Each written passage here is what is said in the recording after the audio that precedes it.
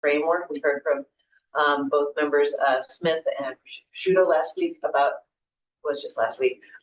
a framework being necessary. That right now, in terms of what exists in the state, every SAU and their transportation departments sort of adopt different practices. There's not a single set curriculum of driver safety resources that are used. They also discussed last week about the trainings that are established in the state, and another sort of primary provision of those that to consider is that those are offered regionally, but there are also statewide meetings in April and again in July. Those are entirely voluntary right now, though each individual bus driver is responsible for 16 hours of training per year, based on what is outlined in our rule. So at this time, what I'd like to do is spend a little bit of time talking about some of the topics. If we are going to create that framework that we talked about in our last meeting, what would those training topics be? And so I'm going to invite Cheryl to talk a little bit. I know Cheryl's been looking at what is available in different states, and then I'm going to turn it to MAPT folks who I know have had some really robust conversations with directors around what they're looking for in terms of training for directors and some ideas about training for drivers. So Cheryl? Sure. So I started, doing some research and thought about when I was a director and what would have been good for bus drivers to learn and hear from me after I hired them.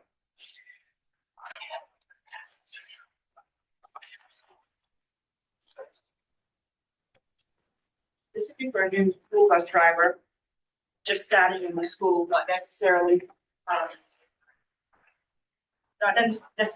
new, but Can you get rid of that? Please. Thank you. Sorry about that. That's okay. So this chapter that I came up with, more or less something that you really have to do with bus drivers anyways that are new to your school district, so they get to know the school, what their expectations are. So loading, unloading in the danger zone is a big one. That's very important. Use and adjustment mirrors, vehicle orientation, post-crash procedures. So basically each one of these are something that you want a brand new school bus driver to learn before they go out the road. How to put a maintenance request in, proper crossing. You want to make sure that they have school policies and regulations. Go over the brakes with them. Go over any of the technology with them, like the crossing arm, stop arms. If you have GPS, if you have routing software with tablets, you're going to want them to know how to work that system. Don't assume because they're a bus driver and they've driven a bus to get their test that they're going to know your buses, because everybody has different amounts of technology in their school buses. And then there's also annual refreshers, which I think are really important. And you don't have to do a whole class on it, but just your evacuation training, because you do evacuations twice a year. Sometimes people don't remember, what they have to do if they don't have to do it every day. You're going to want to refresh them with pre-trip, post-trip, review of new laws and regulations. You want them to know how to use an EpiPen just in case a student gets bitten by a bee or someone's allergic to peanuts. And it's always important to go back over the loading and unloading in the crossing zone. I think that refresher is really, really important. And then every 2 years training, CPR, fire extinguisher, wheelchair tie downs, defensive driving. And I say wheelchair tie downs every 2 years because, some bus drivers never get a wheelchair in the bus. But if they have to take a trip and there's a student with a wheelchair, they need to know how to securely put them in the school bus. And that's it on this. Unless anybody can think of more to put on there, that would be great. Cheryl, before we jump into that, it'd be very helpful if you could tell me a little bit about how you came up with this list and sort of what informed the list. Well, I did a lot of research. I went to a lot of other state sites. Just thought back on when I was a transportation director, or thought back when I was a school bus driver and I needed to know all this information. And when we first started this project, this commission, we talked about, making sure the drivers know the technology. You go sit in a bus, you don't necessarily know it has the anti-pinch sensors. unless somebody sits there and tells you, okay, this is this. And on the list, there's a trainer initials. Somebody has to sign off on this, the date it was completed. So, and this is something that you can keep in their record so that, you know, yes, you did teach it to them. We don't get, schools don't get audited by OSHA, we get audited by Department of Labor. So any type of training that you have like this, they're gonna wanna see. And we owe it to the students to keep them safe. School bus drivers do have to have training every year, so it's just a compilation of different things. So the question is, in looking at the new bus driver training checklist, do you see any other topics that need to be considered? Again, these are the topics. You still would have to, you know, make some recommendations as a commission about how we're going to sort of fill out, well, what is the curriculum? What is the information that is going to be part of the loading and unloading and danger zone training? So that's going to be the next part of the conversation. But are there other larger topics? Robert? Yeah, I'm just looking for clarification. Student management in this checklist. What exactly does that mean? Well, as a new bus driver, you know, you want to talk to the new bus drivers about what happens if you're having issues with students. You know, is there a system to write them up? Like at my school, we used to write them up. And if anything is important enough to go into writing, it's important enough to let the parent and the school know. Okay. So, and then third time, they used to be, you know, they couldn't ride the bus for a couple of days. They couldn't ride the bus because they were suspended. So you want to make sure that your new employee knows what type of system you have in place. So I think you're talking a little bit about behavior, but I think we've also talked about it, also making sure you understand sort of the range of student needs. So if you also are dealing with students who have different needs, different abilities, you know, whether it is a learning disability or they're multilingual students, sort of all those things, being able to understand how to manage essentially a classroom on wheels. Right. I guess my one suggestion would be, because there are advances in that area every day or every year, something touching on that in the annual training, and just an update on student management side of things might not be a bad idea. Yeah, we can put that under the annual refresher. I don't want to speak for the directors, but I think that when I oversaw the postal level of transportation, and in my years as a principal, I'd say some of the greatest challenges really are about de-escalation strategies, and I also think it leads to a higher degree of bus driver burnout is some of those management issues. So, and any support that we can provide our drivers, I think goes a long way, because it makes a bus far more safe if folks are not always needing to look into the mirror, or if they are escalated because of some challenges with behavior. So it's no different than in a classroom. Classroom management is really critical to anything. You talk about management on the bus. The problem is that with the HIPAA law, the school does not tell you that a child has a disability, whether ADHD or whatever. When I last drove, I had 3 kids on that bus that were out of control.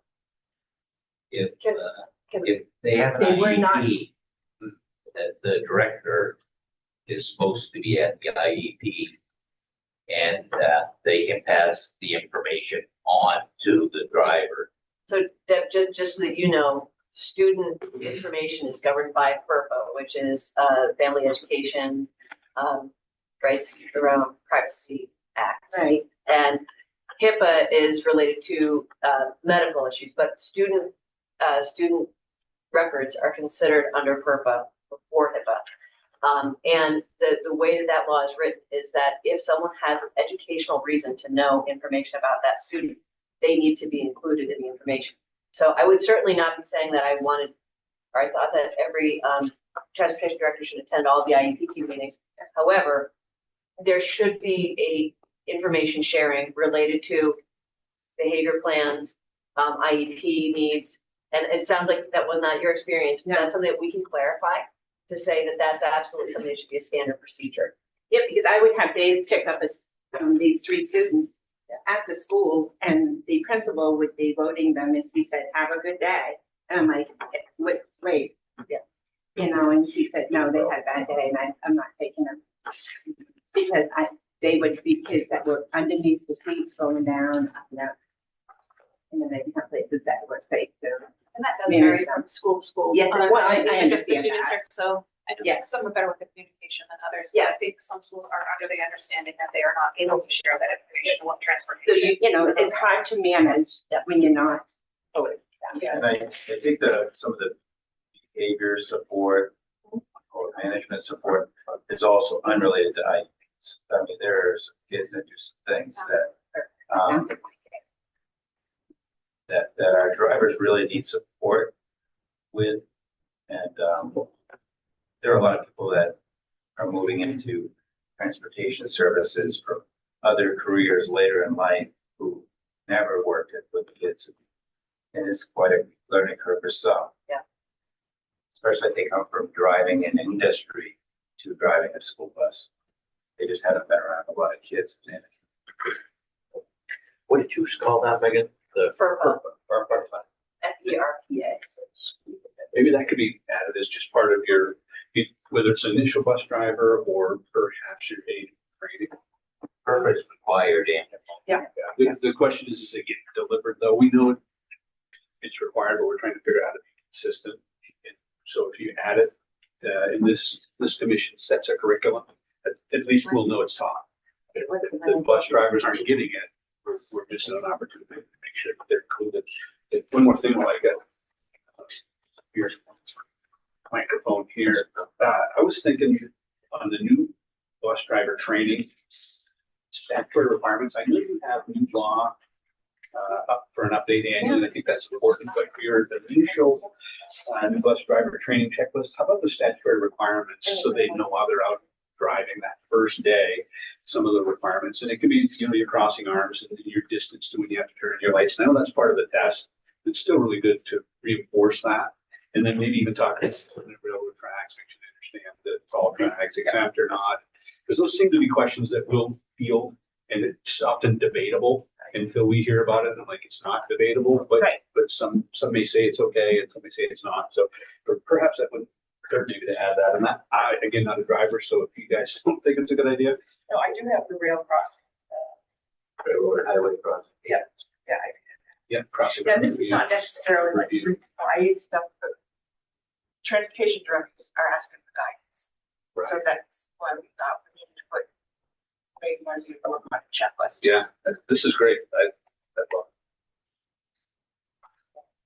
it. And so I think that part of what I took away from our last conversation is if we can support, one of the things that we can include in our recommendations is supporting SAUs by having standard checklists or a framework for what the training will be. And that, while we may not get it done today, the work that goes beyond the commission is then leaving here and assigning some folks the work of defining what is the training of the loading and unloading. What is the training of, who can help us pull together some information about FERPA and actually rounding that out. So essentially you're creating a manual for training. And then we can talk a little bit more about what is the structure of the manual. Are we talking about a paper book or are we talking about online modules, those kinds of things? So what are thoughts from MAPT about what you all are hearing from directors for drivers trainings, and then we can kind of shift and obviously we're thinking also, or at least I'm hearing ideas for director trainings. I think that Cheryl's outline is great. I think that it will take more work to try to define how those things are going to be carried on to the drivers. That's uniform SOP. So I think that's the biggest part of it. Because I can take a list like this and interpret it completely different than Chris would interpret it to the drivers. So, yeah. For sure. I believe I said, actually, Cheryl, I appreciate you putting some pen and paper on this because, you gotta start something, right? So thank you. Yeah.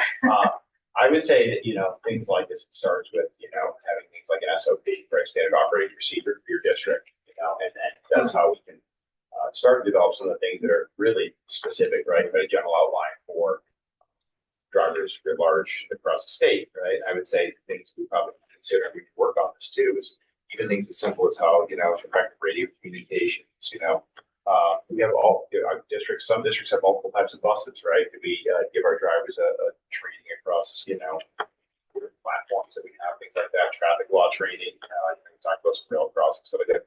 The speed limits of a bus, in the state of Maine, right? Sure. That's something that's not always, fully understood, I think. But there's a lot of things we can get to. As I say, luckily that's been cleaned up. Now you just follow the speed.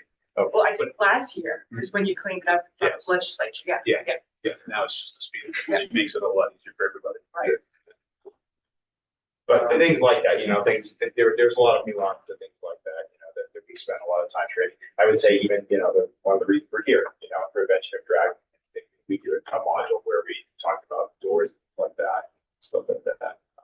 I think there's a lot of great opportunities to list things. And, that allows, especially on the annual training, the directors to really makes their job, I don't want to say easier, but it helps them, to build what they're going to do. I try to have each month what I'm going to do, list it out, that moves around a little bit, but certainly. People like your directors, I think something this year, you must talk about it. If you're a new director and you're coming in, you've never drove a school bus, just have the management experience. Somebody might look at this and say, okay, what is student management? What about the first aid kits and spill kits? And if we expand upon it, like you mentioned, so that at least it has a good paragraph that will give a descriptor to the transportation director to be able to know, okay, this is what I can be. Yeah, and I think it gives the transportation departments a little bit more solid feeling that we are doing the right thing, because I think that's the hardest thing, God forbid, didn't access. Did we do everything we could? Are we, is there some guidance out there, right, that we're following? Like, follow the law, yes, it's clearly written, right? Most of the time it's clearly written, right? But, and this is kind of the same thing, what guidance do we follow? Some of this is easy to get training on, finding stuff to train your drivers with. But some of it is hard to find. One of the sites I recommend that I use it's a training site. Yes. They have a lot of good programs in there, but like I'm looking for active shooter on school bus right now, and Cheryl's been able to get us one. But some of these things are hard to find training programs on, and I don't know if the state should have a library or something where directors can go to get the training, to get the materials to train. Yeah, we used to have it at one time, but it's gone by the wayside here years ago. I think the time you left, that was the end of it. Yeah. We could borrow those tapes and show them to our Right. They were the old VHS. Right, but I mean, we need to have a library with this training, something like what Safety Work has. You can go and get your training from Safety Works and give it to your drivers. It's state approved training, but they don't have much on driving training. Right. So I think that's part of what we're working to do today is as I'm thinking about everything I'm hearing in terms of recommendations for the report, but also, real world application in terms of how is this going to be carried out. So the Department of Education has a learning management system called Engine, where we put a lot of our courses into, and we can load information, including like approved trainings for. And so we would be able to, with some work, it would take some time to put it together, but basically establish modules that way. Now, Wayne, I left really thinking about sort of your challenge that you shared last week around not every driver has access to a computer or has necessarily the skills or the confidence to be able to log in and do all those things. So I'd be mindful of wanting to have things that could be accessible, thinking about like the way you were doing it so that you'd be able to log in and then project and then train, kind of a train the trainer model. So we want it to be, accessible, that people can get it. And if some SAUs have set it up so their drivers, it is an expectation that they're, logging in during periods of time when they have flexibility to do it and they've set up stations at work or whatever, we want the flexibility to do that. The question that I think we have to be thinking about is for each of the items on the checklist, would we be recommending that the Department of Education essentially vet and approve, have a set of approved trainings? So if we're saying, okay, we're gonna go with NHTSA for these 3 things, and they have got a video, or you found a video that somebody in Ohio was using and you really like for their model, who checks that material to say that's a state approved, that's going to meet the standard that we've set out. That's again a much higher level of sort of oversight, but I think that's something that this commission should consider when we're making recommendations for the level of oversight or what we're prescribing.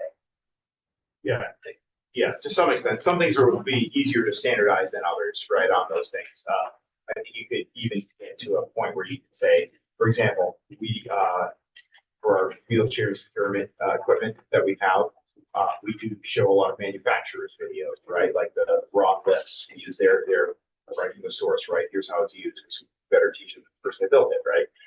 And the star seats and all that, we use their factory videos through our trainings like that. So I think there could certainly be language that says, manufacturer direct videos, things like that. We can give some blanket approval to use things like that we don't have to say, here, whoever, review this to see if it meets the standard or something like that, there's some things here that you just won't be able to find training. There are so many trainings out already. One of the challenges I think would be to not overdo the train. Like there's just so many options you could have those. So what are the most critical ones? I know that we use a few different platforms. The most common for teachers and for all staff would be like bloodborne pathogens and suicide prevention, those things. We use a platform like the Drummond videos, but I know that we have a few different suites that they're so comprehensive. I'm sure you folks use similar ones. It's determining what are the most critical. And then ideally, it wouldn't be all that bad to even engage some of our drivers, maybe through some direction around the state where they're actually creating. It'd probably be higher buy-in. People actually knew that they were being created. The ones that need to be created, many don't. Well, there's a lot that, correct. And like things like student management, right? That's one that, can get difficult to find a lot of training, right, on that one. And we could just give suggestions in that case, right? To say, for example, what I did, I leveraged just 4 or 5 different vignettes or scenarios, right? Then I broke my team up into groups at one of our training and said, here, each of your groups is going to get a scenario, break up to 5, whatever, read through it, answer these 6 questions, and then it's a group, right? And so we could give simple things like that we do, then you have some facilitated discussion. So I think there's simpler things that we could do as well, and leveraging some of the existing training, like Steve's talking about, that sit at the higher level and maybe standardize as well. I think also what we need to do with this is pick out what we need to do like before the start of the school year. Yes. And then every month I have 2 hours trainings, what you can give out throughout the school year. So what is required to have to your drivers at the beginning of the school year before you start school, and then what we can give to all, because if you just give it once a year and you don't keep every month giving training, I find they become complacent. So I'm thinking about, so we're sort of shifting from sort of the topics, and I think we're kind of shifting also now to the how we carry it out, and we can get into the weeds and some of that. But the question I want to ask this commission to consider, and I'm really looking at MAPT, Cheryl and Wayne, is that we have such diversity in our SAUs in terms of capacity. And so I hear your examples of how you provide training.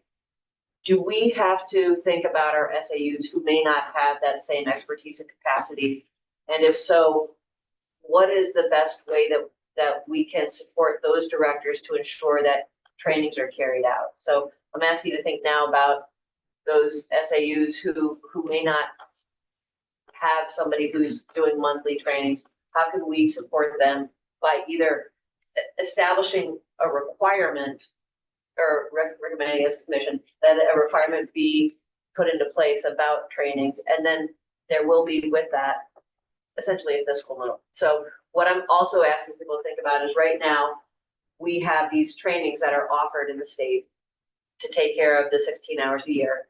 And it's voluntary. People can go to those or they don't have to, but then they're responsible for getting those. If somebody doesn't go to the regional trainings and they're in an SAU that doesn't have a lot of support, what are some things that we can put into place to ensure that we have equitable access to training?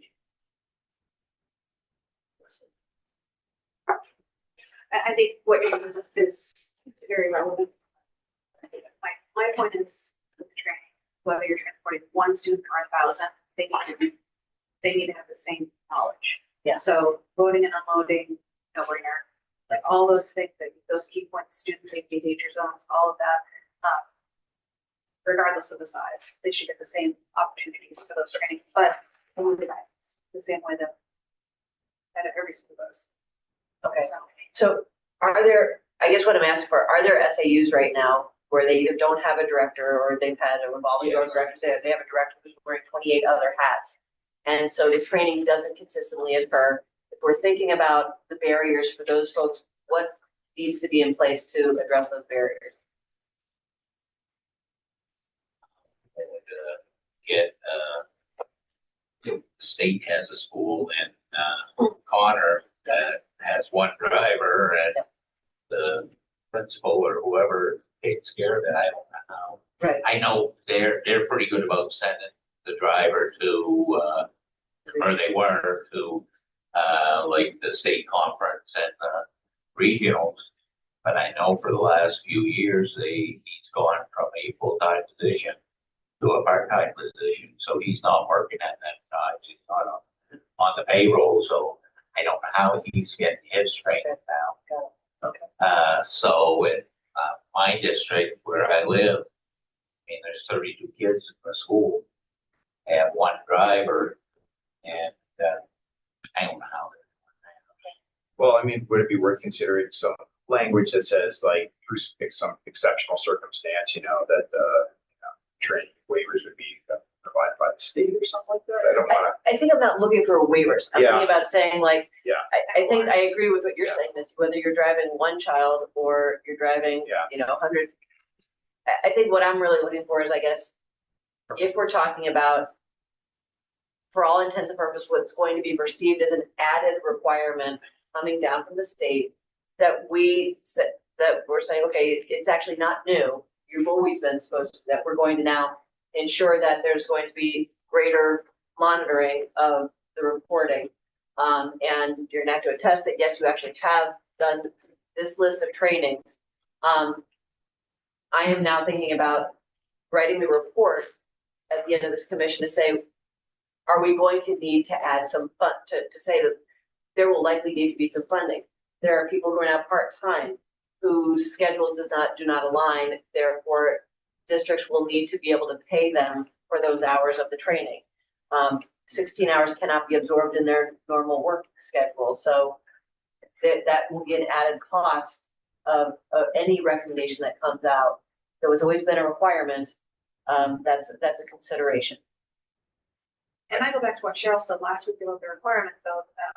As a director, I complete those annual reports each year, and I submit those to the Department of Education. Cheryl had mentioned last week that people don't do it. So what is the What's the deadline? what is the ramification? Why am I doing my reports and another director doesn't have to? What is the ultimate? Who's holding that accountable? So if you go to back to basics, right, of like what training everybody would have to drive a school bus, right? The main CDL manual comes to mind, right? And talking about the basic requirements of what would have, someone would have to do to pass the test, right, in front of a state examiner, right, when they go to their.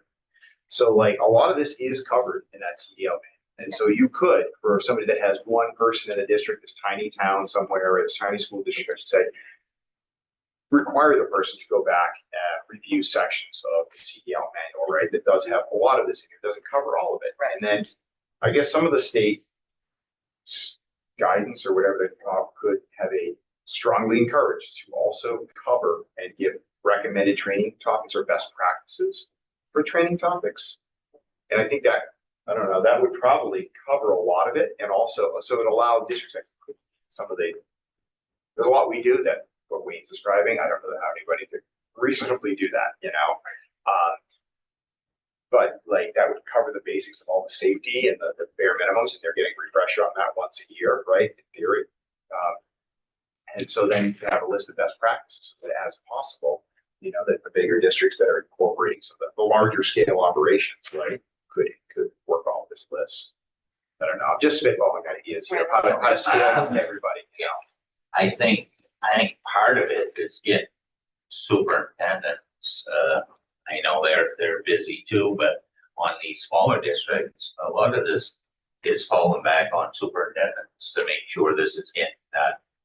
So they need to, be, I don't know if somebody from the commission goes to the superintendent meeting and their state meeting and talks about the necessity of having this training, even for the smaller school districts. But when it comes right down to it, the superintendent needs to take responsibility to give the training to their people. Yeah. And they move that responsibility to us as directors. But if they don't have a director, then who do they move it to get it done? And to Chris's point, in a lot of districts, it's like Steve was saying, all employees are expected to either log in or participate in a series of trainings that are annual, bloodborne pathogens, those kinds of things. And so one of the things we could cross-reference when we're putting together the final framework and checklist is these have to be there for all bus drivers. You may not necessarily use, I don't, and the other part of it, I don't think that we want to create multiple platforms. So in my mind, I'm thinking if you're a district that is already using a platform where you're pushing out, videos or trainings on your platform, and people are comfortable with it. I'm not saying that the commission is recommending that we set up a new platform through Engine, and now we've just got to kind of manage, well, I do my bloodborne pathogens here, and I do these trainings for bus drivers here. But I think that we could kind of say, these are the minimums. The superintendent or the director is ultimately going to be the one to attest that this is done. One of the things that I did this last week was really dig into what do other states do in terms of the monitoring and the enforcement of these. And they're largely done through district self-report, and then the districts maintain it. So what we currently have in statute and rule about, districts will report is consistent with what I found in I was looking at a little more than a dozen and a half states. So I think that those pieces can be in place. It matters that we just sort of dig into what's in the framework, and then we can start putting together that standard operating procedure manual and look at what are the resources that sort of inhabit that, and then talking about how do we ensure that monitoring occurs so that when reporting is done, if there are districts that have not submitted, what is the role of the department? And I think that's another recommendation that we need to get into. And it may simply be just because the director doesn't know. Yeah. And they don't have the knowledge that they are required to do these things. But that's the case. Megan, the DOE has a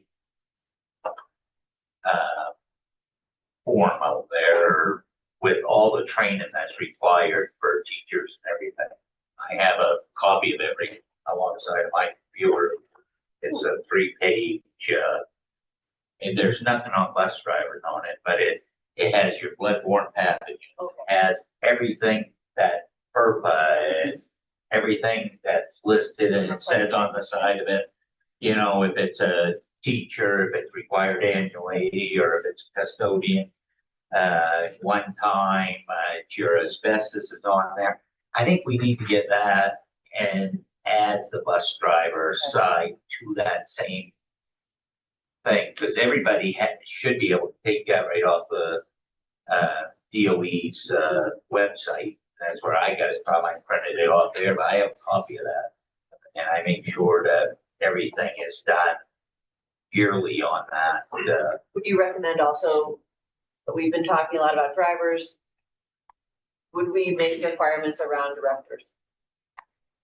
Recognizing, like we talked about last week, not every SAU has a dedicated transportation director.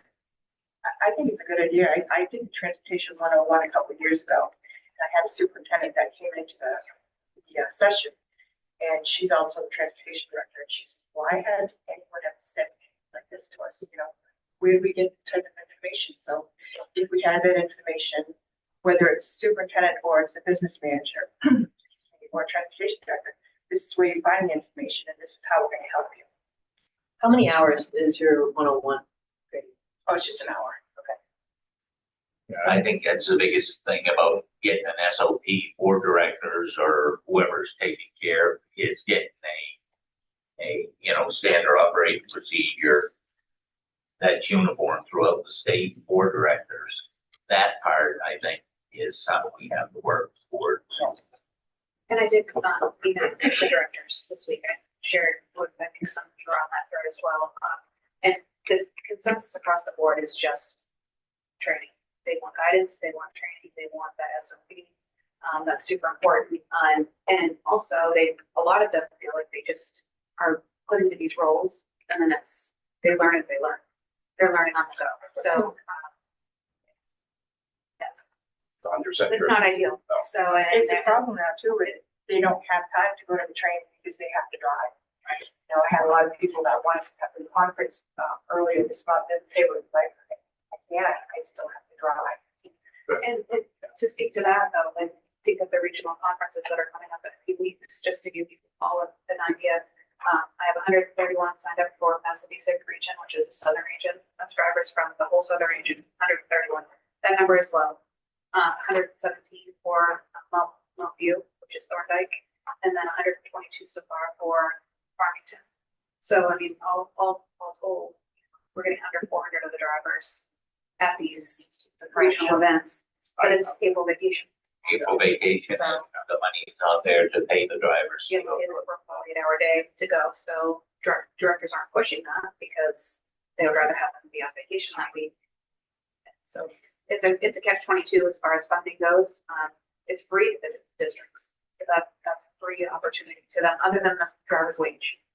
So something that Steve mentioned last week is that each of the regions of the states around where the career and technical centers are, there have to be essentially unified calendars. And the calendars have to be submitted by each SAU to the districts or to the department to make sure that there are only a few, I think it's up to 5 different days. So if these 10 school districts are sending their students to paths, Portland Arts and Technology High School, that they have to have common calendars that only have very few different days. And one of the things I know superintendents have been trying to do, especially across superintendent regions, is to align their professional development days. I'm thinking the Friday before the Indigenous Peoples Day in the fall, in that October day. It's usually the second Friday of October. And then sometimes there's a March date in some parts of the state also. Are drivers often included on those professional development days, or are drivers typically not included and those are unpaid days? Probably not. I don't know. It varies, I'm sure. Yeah, but it's different for every district. Yeah, I was fortunate. I used to be able to do my own training and such, and the superintendent used to back me. But a lot of other people just don't have that opportunity. I would say it's probably a safe statement to say that drivers follow I think most contracts would probably say if you work all student days, essentially, you follow that you're tied to the students more than anything else. But there certainly could be exceptions across the state. And similarly, if there's an early release day or a late start day, there's some hours that may be available, not as many as like a full day. And are the hours typically kind of reduced consistent with an early release day or late start? Normally, your drivers are contracted so many hours of driving for the day, whether it's early release or not, it's Okay. just at a different time that you're Right. there driving. So it depends, so part of what the commission's recommendations relative to how we require training be carried out for drivers is that there may need to be some funding for those hourly drivers. So if other Right. SAUs have contracts that have folks working 40 hours, there's greater flexibility. The other topic we talked about last week, and I understand there's a little bit cart before the horse here, because we haven't sort of specified what would be in the standard operating procedures or what would be included in the list. But we had sort of thrown around the idea of, we have 16 hours of training required of drivers every year. And I heard some discussion of, should that be more? Is that enough? Looking at those 17 states, it did look like 16 was right in the middle, that it was as low as around 10 and as high as 24 in those states that I was able to find some information about. But I'm trying to figure out for districts who don't pay, who pay hourly, when do drivers typically get their 16 hours in? Do folks know? In my district, we do 2 days before the start of the school year, so they are days where they come in and do professional development. Okay, so they're all Those 2 days, those. and then I will throw in the monthly, the early release days at overtime for my staff. So we can Most cases. Okay. I'm a little different because my people are 44 hours a week year round. So I can do training, I do training 2 hours a month, every month. Plus, before school starts, I have a training day. And then I require all my drivers, it's mandatory for them to go to the MAPD training. So my drivers are actually getting probably some of the most training in the state, but we have a little different scenario where on these days off, my drivers are there, so I can give the training. We did it a week ago Wednesday because they had a teacher's training. I gave 2 hours of training that day. It's good that we don't overload them. Well, I do it right. If you sit and watch a tape all day long, we do that for our FERPA and all that. I take one day to get that out of the way. But during the year, I do my training mostly on a round table like this. And it gets everybody involved, and you don't have the person in the corner sleeping. I would, it wouldn't be part of this commission's work, but for your group, Indigenous people or Columbus Day weekend on Friday, voting day is becoming far more common to have no school, but there's professional development for, say, teachers. That could be a good PD day. Also, the Friday before April break, many districts are not having instruction, and many staff still work those days. That might be another day. And a lot of schools are trying to break up the year with a March professional development day, typically like the second Friday of March. I know that's the way it's going to be in York County for the most part. Secondly, I think that there are really 5 districts or 4 districts here that probably have more opportunity for training, more resources for training. So I just want to caution, there should be a fiscal note with respect to, we don't want to have the haves and have-nots, right? So what I would throw out just as maybe an initial thought idea would be an implementation, because I can't imagine the state's going to carry this forever, the additional training. So there would be maybe 2 days in year one, where the state supports, even though like many of us, we already have 2 days of training scheduled. It might allow us to also support the April break trainings. So if in year 1, 2 days for all drivers was provided by the state, year 2, 1 day, and then owned by districts. So it's a gradual implementation so that in those regions where it would be so cost prohibitive, because something's always going to get in the way. And I'm not sure of a district that actually is always fully staffed on any given day. It doesn't cancel routes. So that only compounds the challenges with training. Good intentions, but then something happens and you're short staffed. So front loading it, I think would be really critical. And then some of the spot opportunities that aren't required, but reinforce good training. Steve, if because I like where you're going there, and I'm trying to make sure that I'm thinking about. So if I'm a district that has always done my 16 hours for my drivers in the 2 in-service days that are for school, and now there's this funding that's now going to make the training available for them to attend in an October training day, or one of the regional trainings in April and another one in July. Would those be additional in your thinking, or how would that work for SAUs who have been doing the 16-hour training? I think it would support the districts that are already doing it. It shouldn't be penalized for already doing it. Right. And at some point in the future, they need to gradually build it into their calendar. My thinking is more consistency. The first 2 days of the summer, at the end of the summer, everyone around the state is working, and then it might open up further opportunities. I wouldn't want to take away funding from the districts that are already following the law, but because at some point they're not going to be getting the funding anyway, so they shouldn't be penalized, in my opinion. Well, especially if the Department of Education is gonna come out and give a framework. So it's very difficult to say we're gonna phase out funding for things that we're then required to have. Yeah. So that's, Yeah. So you can't build the expectation that requirements increase. Increase the hours, increase the expectation, create a framework, and then say, but we're gonna phase out the funding in 2 years. Because that's not, we're gonna consistently need that training to continue. And I only suggest that to at least get funding initially. Exactly. So I'm people agreeing aren't. with that. I'm concerned about phasing it out, because then you have a real robust program for those first 2 years, and then directors will say, well, we're not gonna get funding for it this year, then we're not gonna do it, so. And I'm not necessarily supportive of funding it out, but I think that's the reality. There are always things added, and then they gradually dwindle. And that's why the total cost of education is not aligned with, say, the EPS model, but that's for a different thing. Definitely. And, with this all great discussion, I think that like each district will have to handle it however they, best fit training their schedule for sure. And, setting a standard and all the best practices.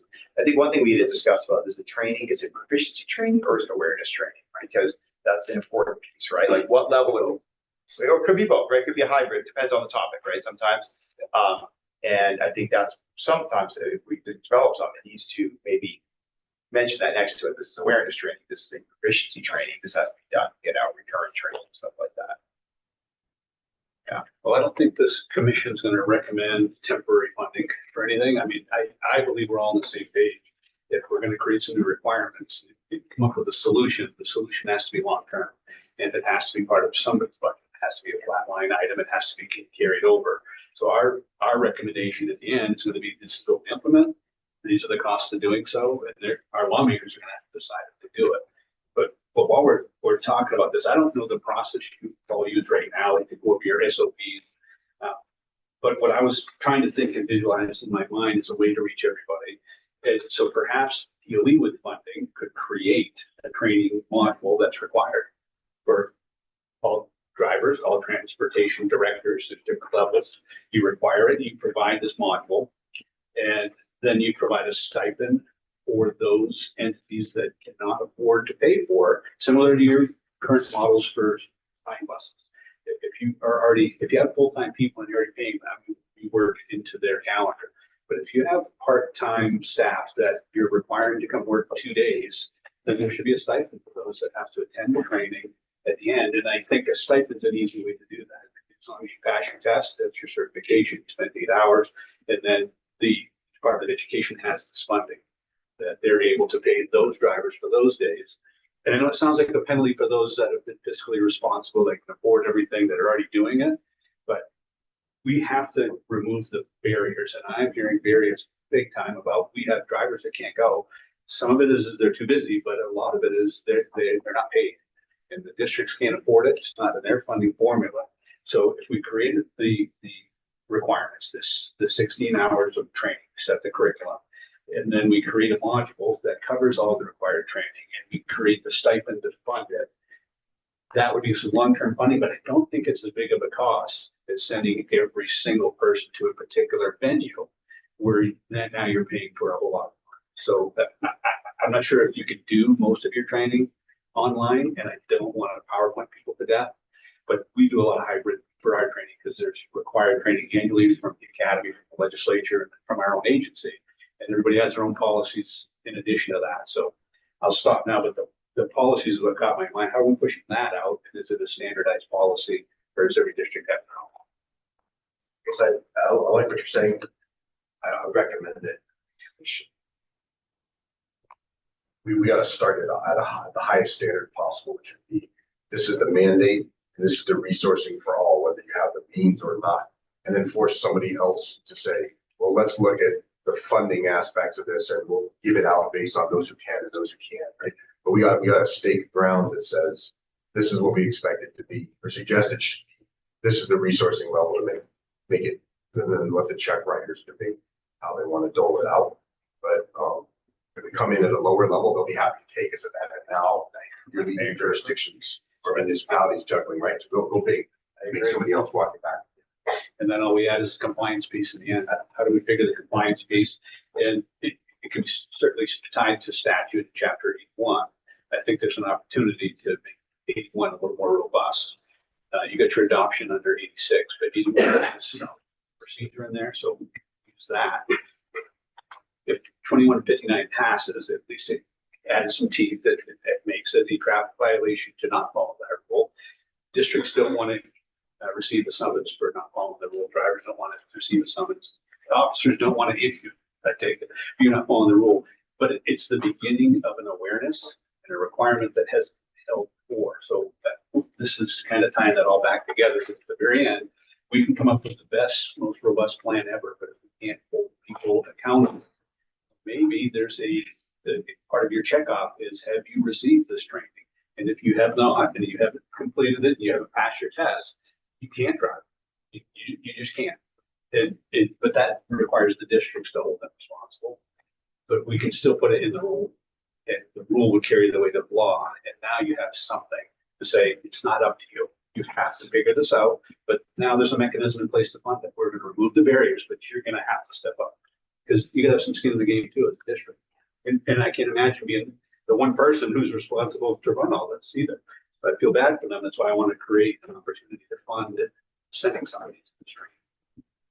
I caution it just being rolled into like an EPS formula because you have minimal receiving districts. You have districts that are essentially supported nearly fully by the state. So it would become an add-on for taxpayers locally if it were run through the EPS formula. If a district's receiving 10% of the EPS formula for, say, transportation operation, I see what you say, are not going to get the same level of funding as say a caribou. So let's start by just recommending that we have a stipend for every driver that passes these tests. That's creating a compliance. There's a standard. You can get the training, you're going to pass the test, you can get the stipend. The districts don't pay for that day. So are we going to do a test type training, or are we going to do a training and then have a test? Because if you have to add a test, it can't ensure compliance. the problem with that is we have a hard time getting drivers now.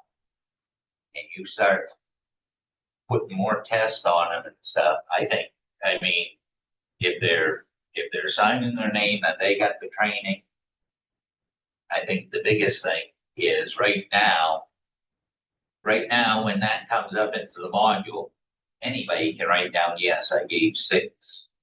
Correct. But there's no way that ever audits it or anything. I think we've got to have a way to audit it. Yes, that's the best. So is there a sort of a hack dress so that the auditing is the test, or is it you get to the end of the slides? And I think that, again, this is not going to be the work that we're doing today. But is going through and looking at the different skills to say, is this competency based or proficiency based? And if so, how could we measure that they got it or they don't have it? I know there's some behind the wheel requirements, obviously, definitely want to make sure they've got it, and that is tested. But certainly some skills like student behavior management or student management, that's likely going to be an awareness one that's going to be hard to test. Whereas being able to answer a series of questions related to traffic law in the same way they're consistent with what was on the CDL exam, that may be part of like what we're talking about. But I think I agree with where you're coming from, Wayne. I'm imagining if you're the one who's delivering, you've learned, you've done the train the trainer, you're now training your folks. They're answering questions kind of as you're going through things. Do you now need to get them logged in to then, basically sign off on something, or can you attest that you have walked them through the information? That's what I'm trying to get. I don't want to create this onerous system that becomes sort of blind and unaware of sort of nuance in different districts. Because they don't pass a test, right? Like, what's the remediation process? Yeah, now they Now, can't like, drive the bus well, that's what until I'm they saying. pass the test. I mean, Is because that being too strict? Well, Because if I can't qualify, I can't go to work. well, I mean, I- when we go to get our license. Yeah. And they pass us for that licensing. Now, we've taken the test to have a school bus driver's license. Correct. Now we're given training for just updated training so that to keep you aware, so you don't get complacent. I don't believe that we should be testing every year, every driver on. Well, I think that you have. I think you're not going to have enough drivers in the state of Maine that want to test every year, pass a test every year. So this is a conversation I've been waiting for, and I think Yeah. in my role, right, as the driver license guy, I'm constantly thinking and looking and listening to stories about people's true driving knowledge and proficiency, because we license you for life. We license you for life for the continent. And then if you travel abroad, that might even let you drive another, you know what I mean? So, but I would venture a guess, if I slap down our basic Class C written exam in front of everybody at the table, myself included, with the exception of the gentleman who has his nose in the books all day long, some of us might struggle to pass that same written exam, right? And probably from a practical road test, we're all responsible citizens. We probably would do all right on the road test because we're doing it every day. We're probably making reasonable choices every day. But from a knowledge perspective, that knowledge just does nothing but this if you're not putting your nose in that book every day, right? So when it comes to practice, so I think there's two questions. One is, are we refreshing people for their awareness and reminders? That proficiency discussion is a really important one. The part that I'm most interested in is the skill. From the two fatalities that we had this last year was an erosion of skill, right? If you assume that they knew it and they were tested decades ago, I think for both drivers, they're long-standing bus drivers, right? They weren't new bus drivers. So somewhere along the way, that student crossing, onboarding, offboarding process broke down for both. Right? When did that path start? When did they tip over and start down the path of not doing things properly? And is there a place to put a check and balance in there on the skill side, right? And so because I think you're right, yeah, we license you, but then nobody checks on any of us to see if we're still driving properly or not, unless we get caught, right? And so I think that, to me, that's the safety word of the state commission. So, what is there a room for a check and balance? So I think that there's a happy medium. In my head, I'm thinking about back when I was a principal, we always had to do safety care. And that is basically training for de-escalation techniques, as well as, if something goes terribly wrong and you need to move the student into a safe place, you're talking about, possible putting your hands on the student. And there's a lot of training. First time through, it's somewhere in the neighborhood of 20 hours. And then there's an annual check. And there are written tests that are done every year. They're not onerous. And if you don't get them right, you just have to sit a little bit longer and you get immediate remediation to say, you got it, you didn't get it. So I think that there's a happy medium. I'm looking at the checklist to say, which are the ones that I would want to have some kind of no, as a director, I'm stopping and checking that how to, with safe loading and unloading procedures on it. That's a non-negotiable. whether you drive one student or 100 students every day. We want you to make sure you know exactly what those are. And so I think we could, back to Chris's point originally, say which are proficiency, which are awareness, begin to identify what those testing pieces would be. And if we are talking about, you know, likely we'll be talking about an online module that be pushed out and accessible, you know, through some kind of a platform.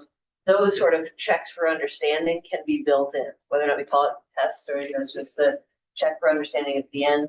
But I am also thinking about not PowerPointing people to death, but also being really clear about which ones are the ones where a director needs to put their eyes on to do that. And then similarly, if that's a recommendation, what are the costs associated with that? But I think that I think there could be some spot checks or some ways to say this is a required check for proficiency. And I like the way you put it. So there's a bunch of annual reminders, refreshers. Some of these are administrative, right? And then we've got you know, or that's the new driver checklist. There's an annual refresher, right? And then there's every 2 years, you know, is there an every 5-year road check?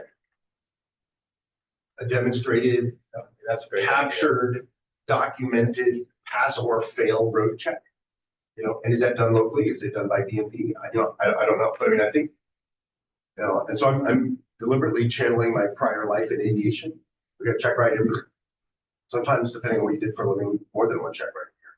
But because not just your butt, but other people's lives were relying on your ability to do it safely, you got to evaluate. And so I don't, you know, that's probably down here somewhere, something worth considering. But yeah, there's what we're talking about here is. I'm just there's afraid probably to some put pass-fail more on pieces. the drivers that we are having a hard time to get drivers now. Yeah. You have to think about what the pay of a driver is. Most of the positions aren't even full time. And so we're having a hard time to fill the seats now. So case in point, I mean, it's one of the directors wrote exactly what you're saying. And just so you all are aware, this is on the top point, the director at our Bureau of the Commission should also consider the reality that in order to provide the level of safety that we're expecting for our students, we need to be able to hire the most skilled professional drivers. This is far more difficult to achieve in an environment where the expectations are driver shortages. Too often directors are faced with the choice of either going understaffed or putting people on the seats that are not qualified for the job. Right. Right. And I completely agree. Yeah, and so Which it's is not, the problem. I hear you, right? And I am intentionally pushing in one direction because I know probably what I'm proposing is not the end. And I'm not, you know, will we find something in the middle? But if in the realm of time, money, and requirements, if you could trade off 8 of these things, be able to take each driver on the road for 15 minutes and have them demonstrate on-load, offload, would you do that? Right? And so I think that's I ride with the every trade one of my space. drivers at least once. You do. But maybe Okay, it doesn't have. but I have a unique, you know. That's right. You're probably an elevated standard, I guess. But like we use vector solutions training, and at the end of every module, they have to pass it. They may have to take it 4 times before they pass it. Now, is it something like that, or are we going to require them to take a whole test on just? No, I think it could be life, but I think again, we can get into the details of all of these things, but we definitely are saying what our recommendation will be is that we've identified, this is our framework. These are the things that we believe need to be trained annually. And within this is a proficiency one, and that is a skills-based one where, and we can maybe differentiate in the report, proficiency and skills-based is one that is human-to-human observed. Then there's going to be one that it could be proficiency awareness-based, and that could be one that is just a module, and did you answer the 4 questions? And then there could be one that's just awareness. There is no check for understanding. So we could kind of differentiate in the SOP to say, here's what we're looking at and break it out that way. I would want a process where we are, as that is being developed, that we are getting input from drivers and we're getting input from directors around the state to say, you know, does this make sense? I think the problem that we run into is I'm not unaware of the problems that we have related to pipeline. And the driver shortage has been ubiquitous, and it has been profoundly challenging for schools to be able to run not just academic programs, but everything else that is involved in the context of education when you don't have drivers. And transportation directors are in impossible situations where they are looking at, drivers that 4 years ago they would never even consider. And now they're saying, do I go with this person who, just even in the interview had some like questions where I'm like, I don't know if they're gonna manage stressful situations well, and hope I can train them up.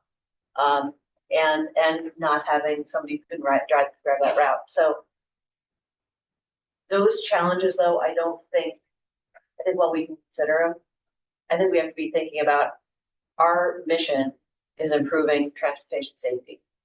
And I don't want to make them so onerous that people can't do them. And at the same time, we can't say we're not going to do something that's related to safety because we're worried about the driver shortage.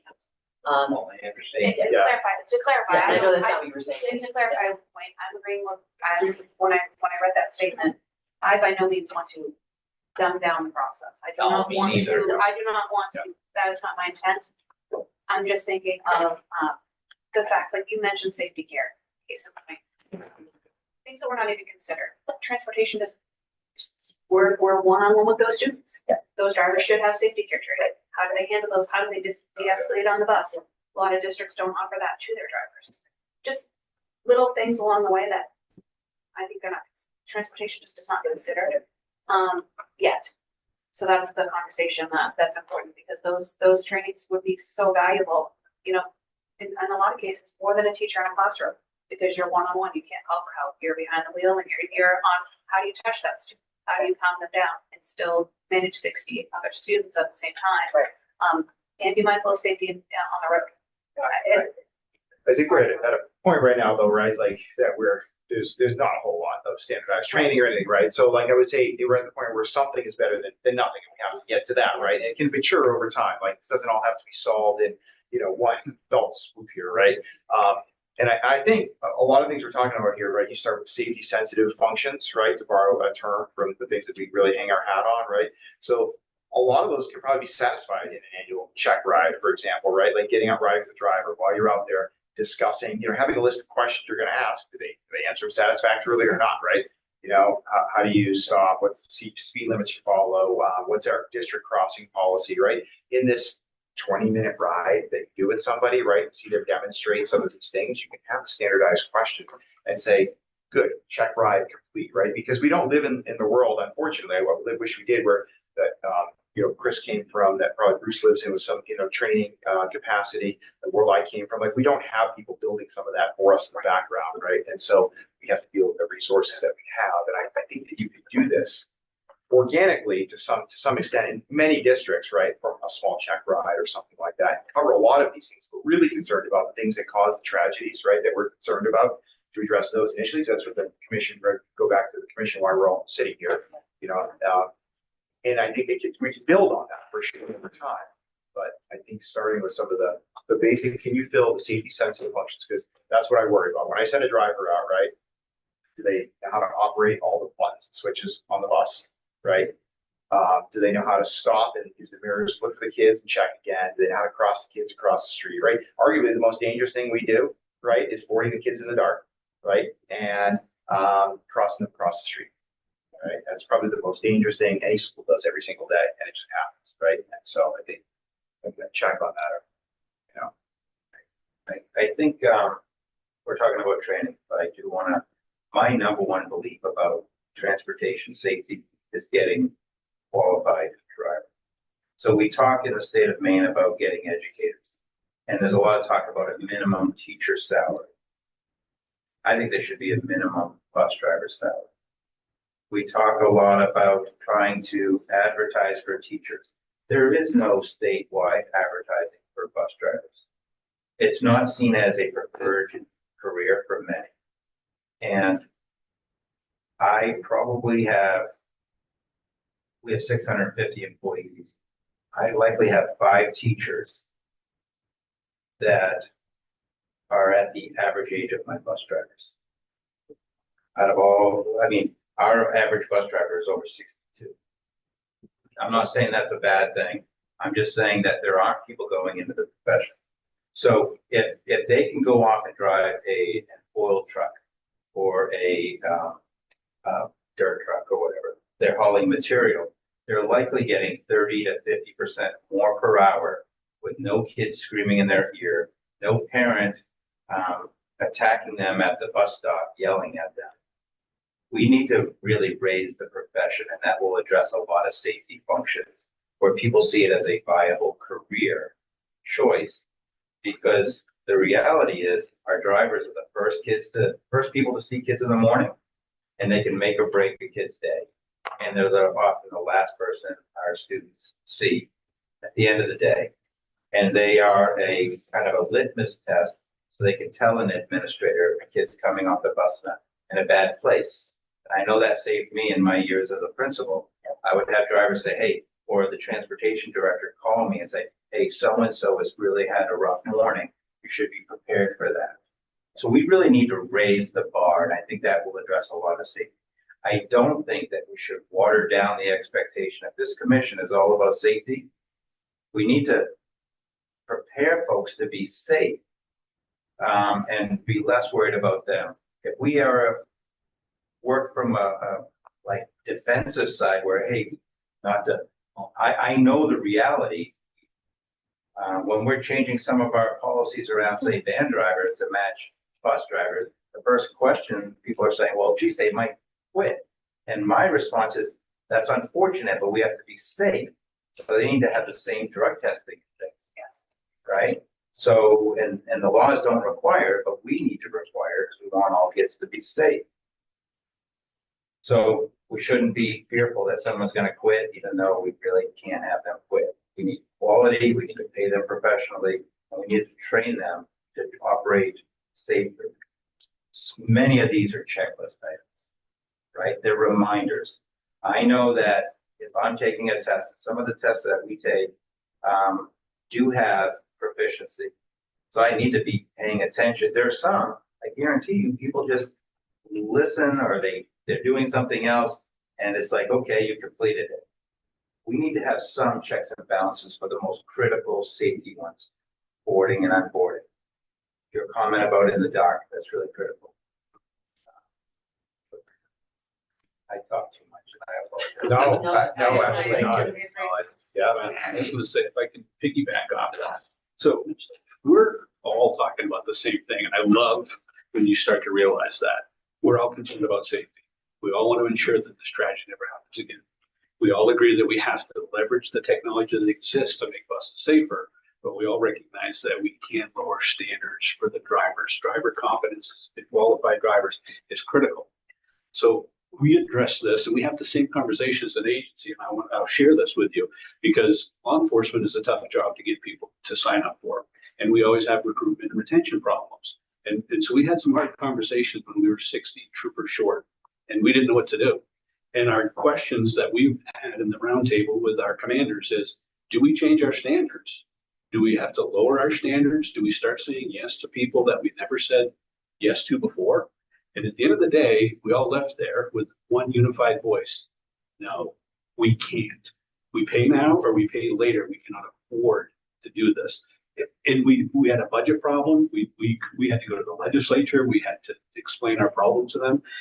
It takes time to convince people what the root cause of the problem is and how to change that. But I think everybody here has said we do need to hold people accountable. We have to have a certain standard. And I love the hybrid. The hybrid approach makes sense. So our standards we talked about, we should have a physical fitness standard for all law enforcement in the state of Maine. And then we realized we only have an entrance requirement, an original driver's license requirement. We don't have a physical fitness standard after that. So we put out a test. And we said, this is voluntary. We want every agency, in particular Maine State Police, we want every troop to send their people to the academy. We're going to test them individually. We're going to see where they perform, and we're going to find out, can we institute this 50 percentile? We would have had to let go of 40% of our staff. It wasn't an option. It wasn't an option. So I get what you're saying.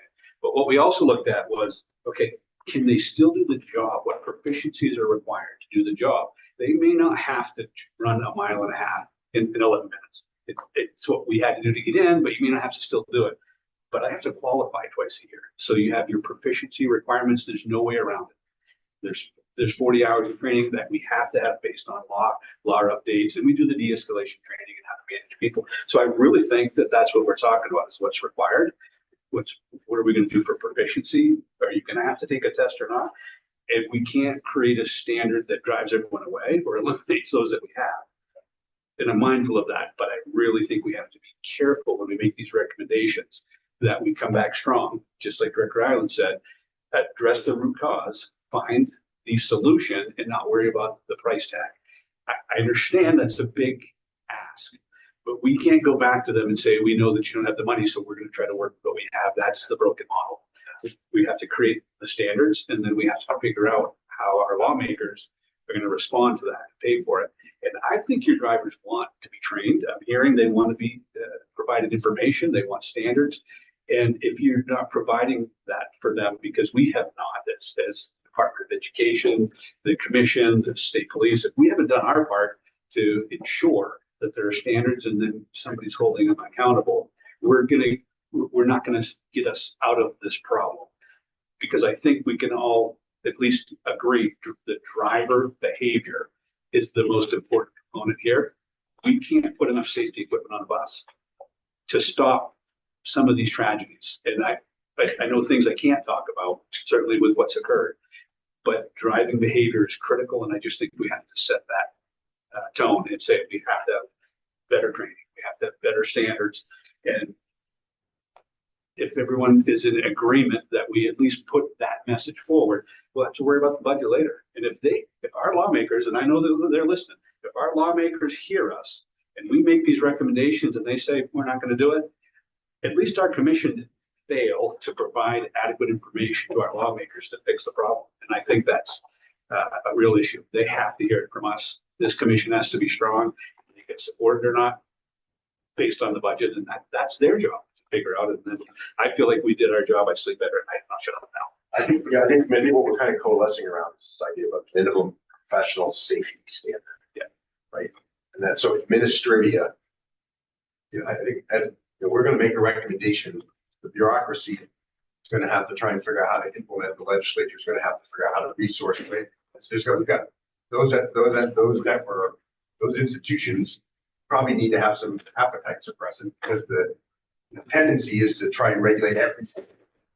Right? But what I think as the commission, what we ought to really be focusing on is what is minimum and what is safety oriented, and the rest of it probably doesn't necessarily be accountable. Right?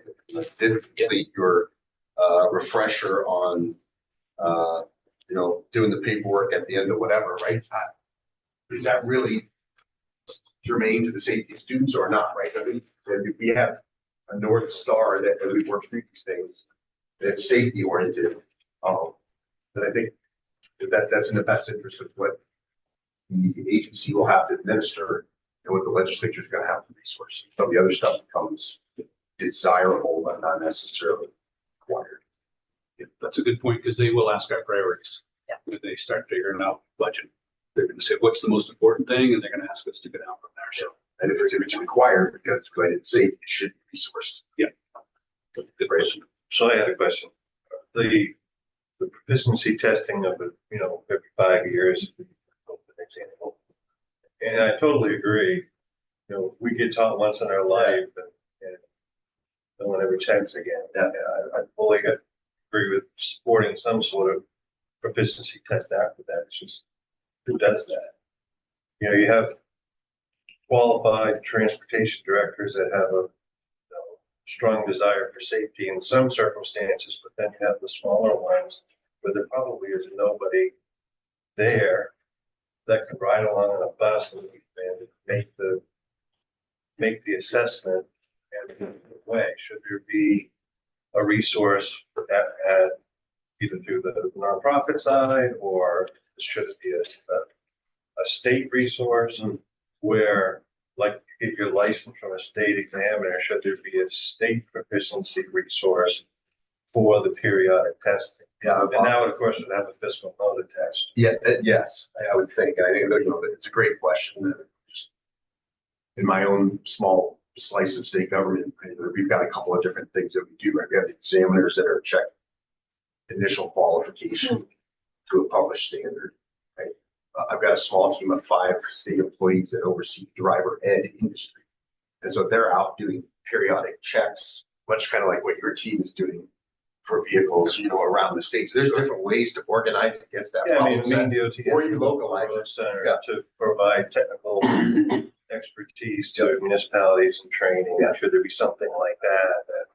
I'd recommend that it not be local, because it would put you in a really tough place, especially in those areas where you don't have anyone, and it's like, Chris is a great guy, you know what I mean? It's like, I know he And loves if I kids. take him out, then I've got a problem for myself that I'm creating. Well, So, that's, yeah. that's just it. And I think the interesting statement that was made is, is it a qualified transportation director? Well, that's a bit of a paradox in itself. Undefined. So like define qualified transportation director, I would argue that none of us here are qualified because there's nothing that we go through Standard qualified that too. says you are not, like I can say I am a No licensed bus driver, right? Because I hold this little piece of thing from the state, right? But there's nothing from anybody other than the contract that I signed with the school, so I'm a transportation director, right? So like, Are your directors required to have a bus license?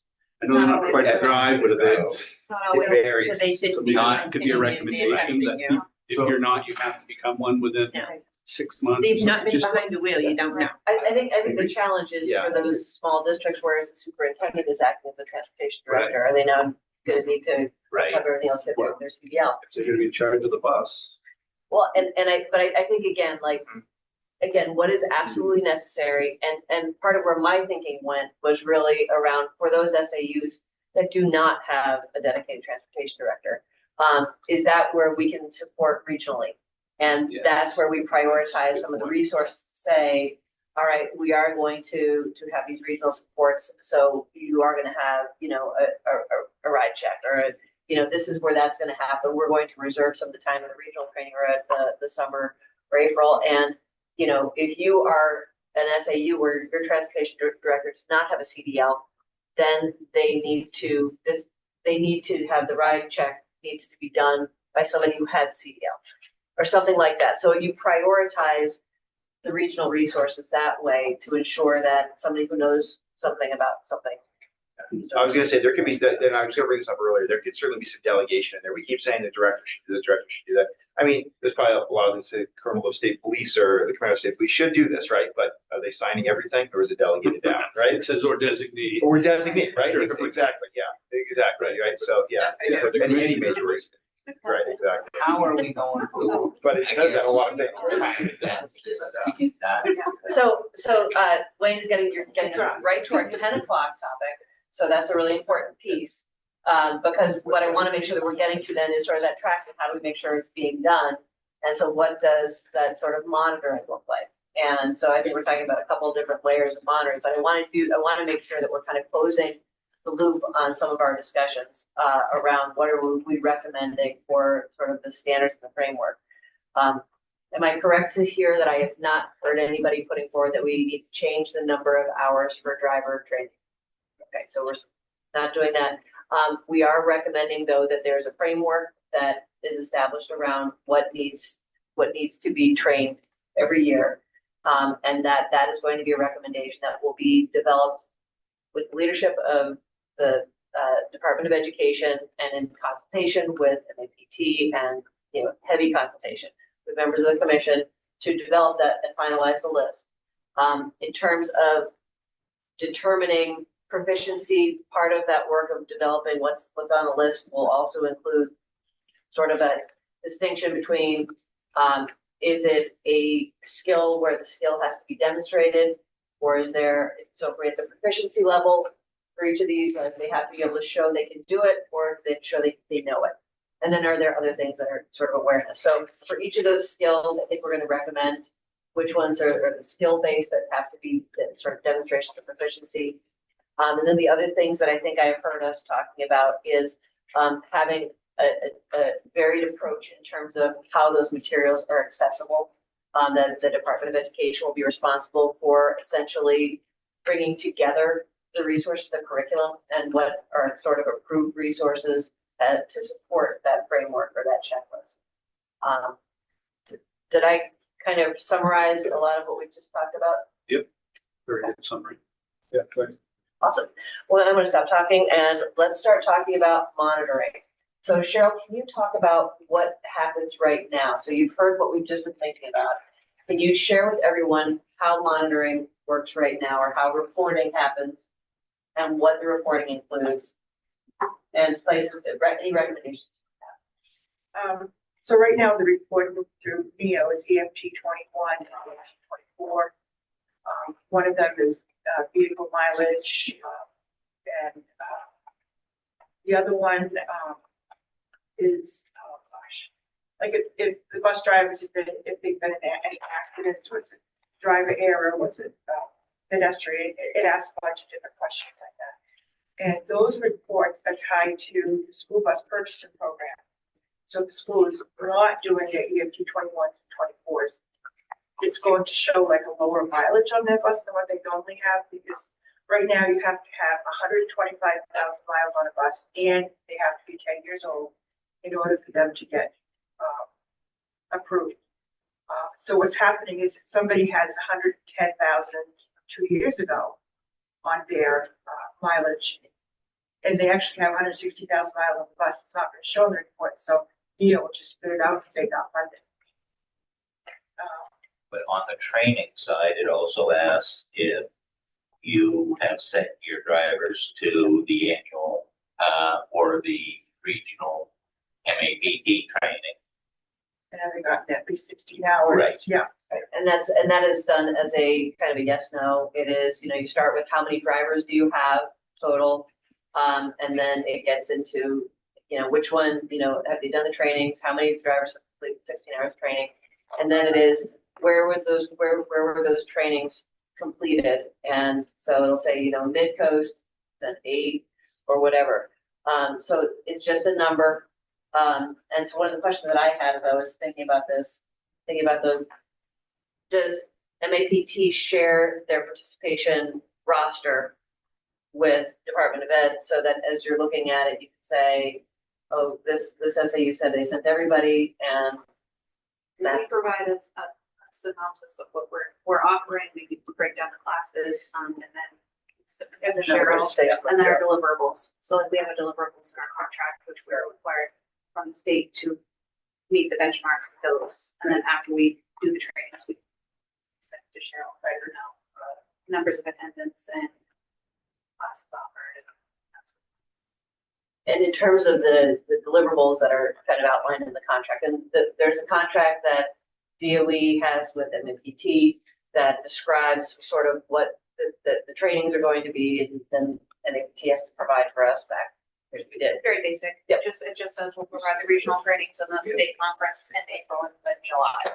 Basically, it's just a very broad outline. And it's a very small contract, Yes. relatively speaking. And so part of what I've also been thinking about is if that's going to be one of the primary venues for ensuring the 16 hours are happening in a standardized way, are we going to need to be thinking about increasing that contract so that your venues for where those are being offered may need to be more? I mean, I heard you say, okay, I have 117. This one is that adequate? If we now had increased the requirement to say you actually now this is going to be one of the places where you're going to have your skills test or your skills kind of check, and now you go up to 250 or 300, and are those locations that you contract with able to accommodate that? So the regional conferences are offered by school districts. Okay. So we're at Massapequa, the first one, we're at Mountain View, actually on the grounds of schools of Farmington. So we take into consideration the size of the numbers that we're expecting and whether or not they have an adequate parking area to do skills competitions and things like that.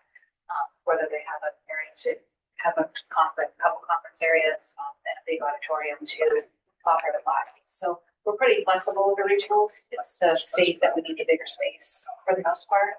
That's why we utilize the Augusta Civic Center right now. We've talked to some other venues. But again, July in the state of Maine, it's expensive the lodging portion of it is expensive to accommodate. It has to be a ski lodge or a big venue. And we're working to reduce We're that working- cost if we yes. can. We've looked at some other options that, even reduce travel time. It's more centrally located, big state, obviously. So try to reduce that a bit. Even Augusta's a provide for. Yeah, well, the lodging is like, I can only bring, I bring like 5 drivers every year to the, annual, just because the cost of the lodging and everything. It's a $2,000 deal to go there for 3 days for 5 people plus myself. The school budgets are pretty tight right now. I mean, let's Yeah. face it, it's, We should fund that. As a recommendation, we fund the whole thing. But the lodging, the food, training, if we're gonna require it, you have to fund it. So you guys shouldn't have to say, well, we still gotta come up with 40 grand. I mean, and then have a bake sale with the.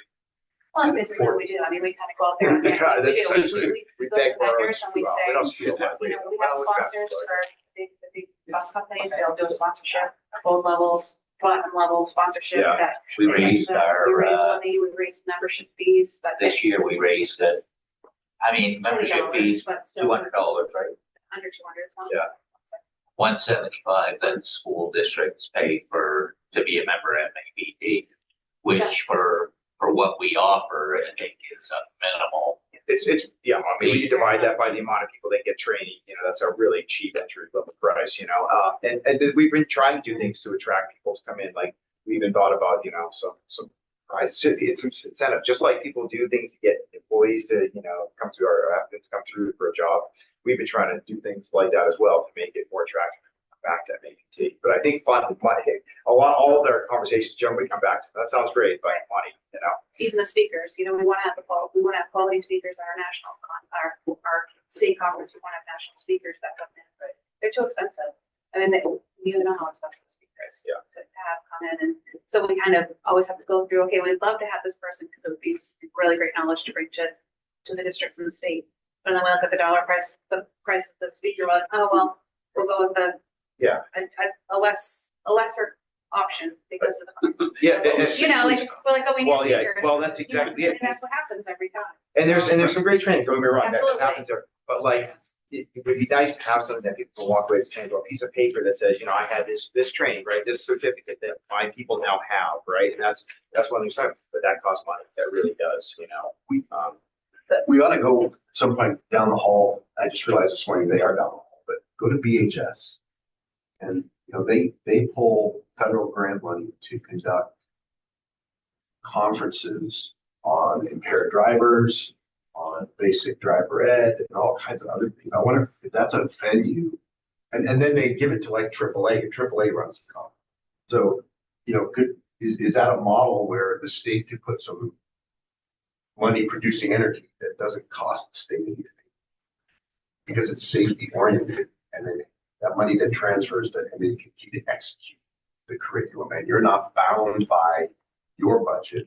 The state is flushing your conference budget to go do the things that need to get done based on professional assessments of people. What do we get from the state this year? That's coming out of the DOE budget. Yeah, so and then that's for six events really right now, 5 annuals, which, 2 weeks of travel training, Yes. plus a whole, I actually, I was impressed when I first started doing this. I was like, we get what, how much? Yeah. And we pull this off, like arguably not. And we- I mean, get some money or CDL grant money from FMCSA. I mean, I think there's pathways there to get some other state agencies maybe to. We have travel teams, like Chris and I, the board, basically, we travel the state, so we give our time during those weeks and we'll travel, but our districts shoulder the expense for lodging. And Yeah, travel absolutely. expenses, I put that through my line item budget of my school district. Really? In order to have me go, so.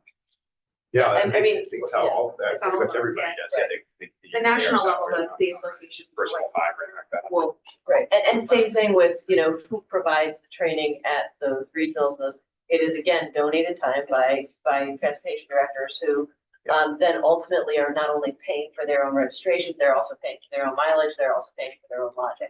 Yeah. So those are all things that are done kind of out of, sort of goodness of your hearts and your local budgets.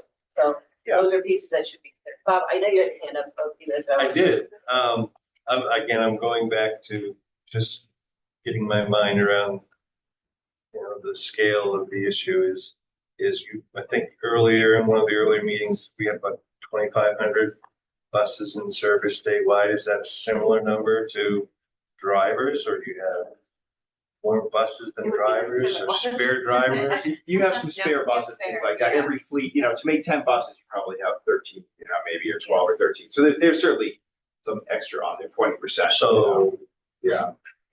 2,200 drivers that would Yeah. need to be trained annually and accounted for. Can I ask, does that also include van drivers, people who may not actually hold their CDLs, but again, drive one? Not every district has. We're been, right? focused- Just really, it's just CDL. We're really focused on bus drivers. We Yeah. include them. We allow, we certainly welcome them to attend. I think they find that there's not a lot of relevant training for them there because we have this very narrow focus. Yeah, but certainly there's some opportunity for it, but yeah. So going back to sort of the topic of monitoring, and Chris, I'm definitely going to be circling back to say, tell me more about VHS and about their money. That's definitely, I heard that. I'll go introduce you to Lauren and Jeremy, and they can tell you about it. All right. Yeah. But I do want to talk about sort of the system of monitoring. So the Department of Education has pretty antiquated system called NEO, which when it was created and named for Neo from the Matrix. That is a fun fact. And it is, like I said, very rudimentary, and folks are just kind of plugging in numbers. One of the pieces that we know we need to plan for is when a district does not submit their reports. The only time it comes up is then when we're going to try to see if they've asked for buying a bus. They haven't asked to purchase a bus. That hasn't been something that we have consistently monitored for. So I want to introduce you to our transportation department at the Department of Education. Her name is Cheryl. Cheryl is responsible for all things transportation. And so one of the pieces, if we are going to talk about adding more monitoring, I think we have to be really realistic. When our special education department is monitoring schools for, compliance, there's a team of people, and so we have a monitoring team. It is not realistic to think that one person is going to be in charge of the school bus purchasing program and monitoring all the safety pieces. We did add in or include in our budget request in the supplemental budget from the department. We did ask for basically another person to be involved in the transportation, that they would be managing the safety side of things. So we did ask for another person. But again, I question whether or not, and we started to talk about what is the level of monitoring that we'd be looking for, that we may need to also be talking about adding personnel to the Department of Education. And if you're in state government, that's not always something that is popular right now. Yeah. All our other training is governed by Bureau of Labor Standards. Is some of this not able to fall under that? Because, if we're required to give asbestos training, we're required, and we can be audited by them. They walk in through the door. I don't know how many of you have gone through a Bureau of Labor Standard audit, but it's quite extensive. Yes. But when they come in through the door, the first thing they're going to say, "Can I see your training records?" And you're going to go, hopefully, like I did, to my file cabinet, and I pulled out my training records, and then I pulled out the drawer here, and it has every one of the employees with the training records in their file. So he went through them, and he said, "Fabulous." But we never get anything for this here. I'm just wondering if some of this, if we design that this has to be done, the ones that have to be done that are essential every year, if some of that could be shouldered off onto Bureau of Labor Standards. We would have to work with the Department of Labor on that to see, if we come up with a list, we could look at sort of where things are being monitored and who that is. The concern that I would have, honestly, is sort of bifurcating the same set of standards to multiple agencies, just in the, and then, what would be unfortunate is if somebody was getting monitored by two agencies just in the same department at different times, different timelines, that would be kind of like the ultimate of, can the state bureaucracy talk to itself kind of thing. And so I'd like to make sure that we are consolidating where it makes sense, but I also don't want to replicate,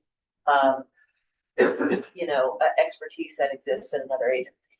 But I do think that's going to be an important element, so that if we include a number of things on sort of like, so I think a lot of what you're talking about in terms of what has to be included, I know we've talked about bloodborne pathogens, or even talking about EpiPen trainings. I guess what I'm wondering about is if we know that already exists somewhere else, does it need to be included here? And I know it's a part of it, and I'm kind of looking at you, Steve, to say like, I don't think it necessarily would need to be part, because it's part of what you've already set up. what's already set up. So I think it could come off as more cumbersome. It's an element of annual, or there are some trainings that are not every year as well that are required. So I think that this focus should be strictly on transportation safety, not bloodborne pathogens per se. Not all of the requirements of any employee, but ones that are specific to. And so that really could then mean that we are in the situation that I just described, where there could be two audits that happen at the same time. But I think that, to the extent that we can, if we really are saying, no, this is what has to exist in terms of what is being monitored for safety. I would think that some of the 16 hours, and I'm not certain of this, but I would speculate that some of the 16 hours that are currently in place might include throughout the state some of those other things that really aren't about true bus safety. So in reality, if we do 16 hours of bus safety, we are moving in a preferred direction. And directors would need to know that X, Y, and Z are not considered part of the 16 hours of bus safety. And that goes back to the differentiation between the bus driver and the director training, because we were talking about, I think we're just an audit, case in point, for directors. What does an audit look like? What do we need to have? What do our files need to look like? What are and then, yeah, so. This is on here because transportation director is wanting the training too. And it's on here so that if they do get audited, I was audited before by the Department of Labor, and it was pretty, I mean, they go around and they look at everything, and they do look at your training records, and then they go interview some of your employees, like what would your superintendent want you to do if there was a fire? And they go up to employees and do stuff like that. So it's like, that's a transportation director piece that needs to be done. And that needs training.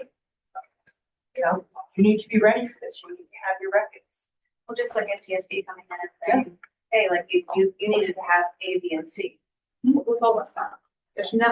We don't know until we get to the point in transportation that the auditor is there on our doorstep, right? And I think that at the last conference, we showcased the fact that there are a lot of questions that people have about how do we protect ourselves, how do we protect our staff, and how are we compliant, and what do we need to do to get there? And I think that even that showcases the fact that there weren't answers that were provided from them. I mean, even from the top level people that we had at the conference, they were very unclear as to what they would come to my office and expect me to provide. So that's a bigger conversation. I realize that. But when we're talking about the training, I feel like in order to have that framework, it needs to start with the directors, because they're the ones who need to have that knowledge, and they're the ones that are going to sit in front of us, like an NTSB, where they have to answer the question. So this is part of your paperwork. I mean, it's got to keep good records on dates and who went to the training, what the training was, everything. Yeah, and I mean, honestly, if we're being honest about it here, really, like the director not having any training, right, doing their job is almost just the same thing as saying, Joe, somebody's driven a car before we're going to put them in a school bus, just have to drive it with no training or license, right? Like there's really no difference in my opinion there. And so like, I guess one thing we haven't spent a lot of time here talking about, we certainly have discussed the need for what driver training may look like, is what does a director training look like, right? That we need to focus on. I mean, does it have to be some like formalized anything classroom training, you know what I mean? Because if you think about, you know, if there was an opportunity to have that, right? Like if you just look around the room here, right? You could have DOE training, or you could have EO training, right? You could have, you know, licensing training, you know, what an inspection looks like, what traffic law looks like, right? And so just looking around the room here, right? You start looking at all this, the pieces of it, right? You could build something, but what does that look like? Do they have to go to a 40-hour resident course, or is it a hybrid type thing? You know what I mean? Like, is there a piece of it like that? They go to something and have that, because I can talk about that piece of paper. It says, guess what? I went there, you know? Any other state have, required training for directors? Is there any? NAPT. Has anybody started the wheel yet? So NAPT has a program, the National Association of Transportation, they offer certification programs. Yes. Certified Director of Transportation, Certified Supervisor, Certified, all the way down the road of different certifications that you get. I personally have been working towards my director certification for 6 years. It's time consuming. They offer them at national conferences.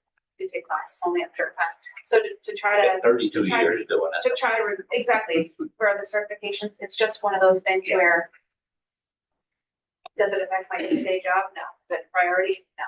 Is it great knowledge? Yes. So I get to a national conference and it's great knowledge. I always bring it back. But that framework is to say that those things would then be required. It's hard to do because you're taxing directors who already don't have time. As long as the standard's not absurd, I mean, Right. it's got to be what the drivers have plus. Yes. So you start with the foundational knowledge and then you just get a little bit more. Yes. And I agree, it can't be unrealistic, Yes. but you would tell us what you think transportation director needs to know, because we don't, and then we could make that recommendation back. So that would be good for you guys to decide.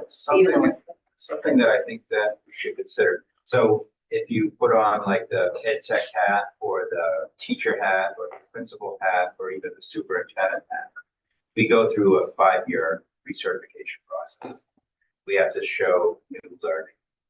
We also have evaluations. So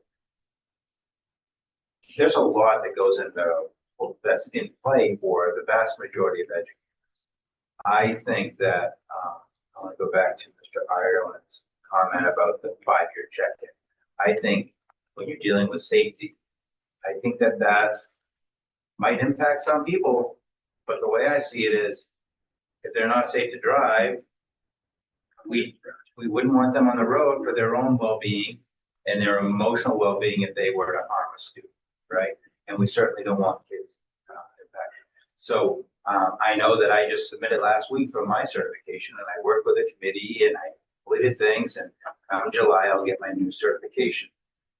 When my dad was a private pilot, he would go through his annual physical and he'd have his flight checks because it was critical that he'd be safe, and so that others would also be safe. I really like the idea of a 5-year road test by an independent third party, so that doesn't get into some emotional aspects. I think that's really critical if we want to talk about safety. I know personally I don't drive nearly as well as I did years ago, and it's because I've probably gotten lazy and I've developed bad habits. But if I knew I had to go in for a road test, guarantee you I'd brush up on the rule book, I'd brush up on just making sure I'm looking over my shoulder, I'm putting my blinker on, and all those sorts of things.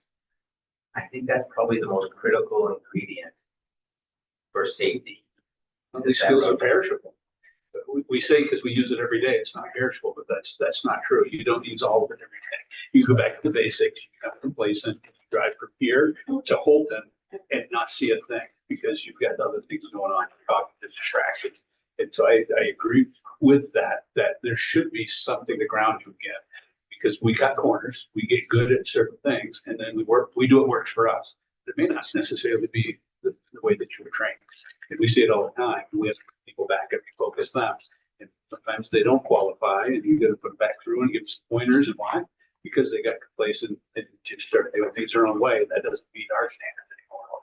But I hate the thought of taking somebody in 5 years and not allowing them to continue to drive if they have otherwise done a great job. But I also see the need for some type of testing. So we're going to talk about safety. Should that be done just without children present or riders, or should that be part of this observation? I think I just want to clarify as kind of a layperson who's sort of divorced from the licensing side of things. Right now, if somebody gets a CDL license and they have the endorsement for driving a school bus, that's a one-time thing. They get it and it's ongoing. And what we are proposing as a possible recommendation is saying that for the bus driver endorsement, we want sort of a recertification or a relicensing every year or every 5 years. So I think what we're saying is that somebody should do some form of a relook for them. Now, whether that's actually the licensing agency or that's, some other entity, I think that's TBD, but I think that's something that probably would need to go into law because it affects the licensure and would change the conditions of licensure. So if that's going to have to come out of the legislative body, I think, to say that you earned it and to be employed, you must have been evaluated within X period of time or something like that, right?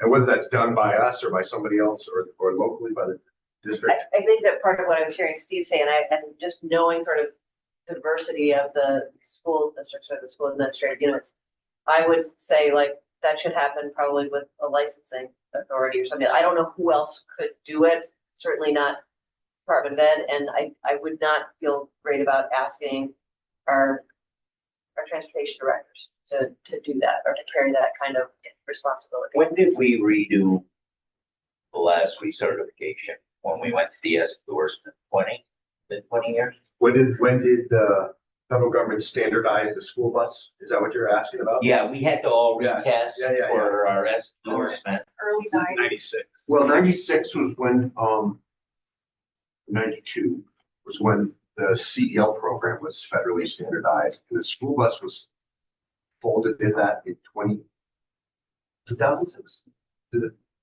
Oh, it's been, I can look that up. when we went to the S endorsement, the only thing I'm bringing up here is we probably lost 40% of the drivers in the state of Maine when we went to the S endorsement.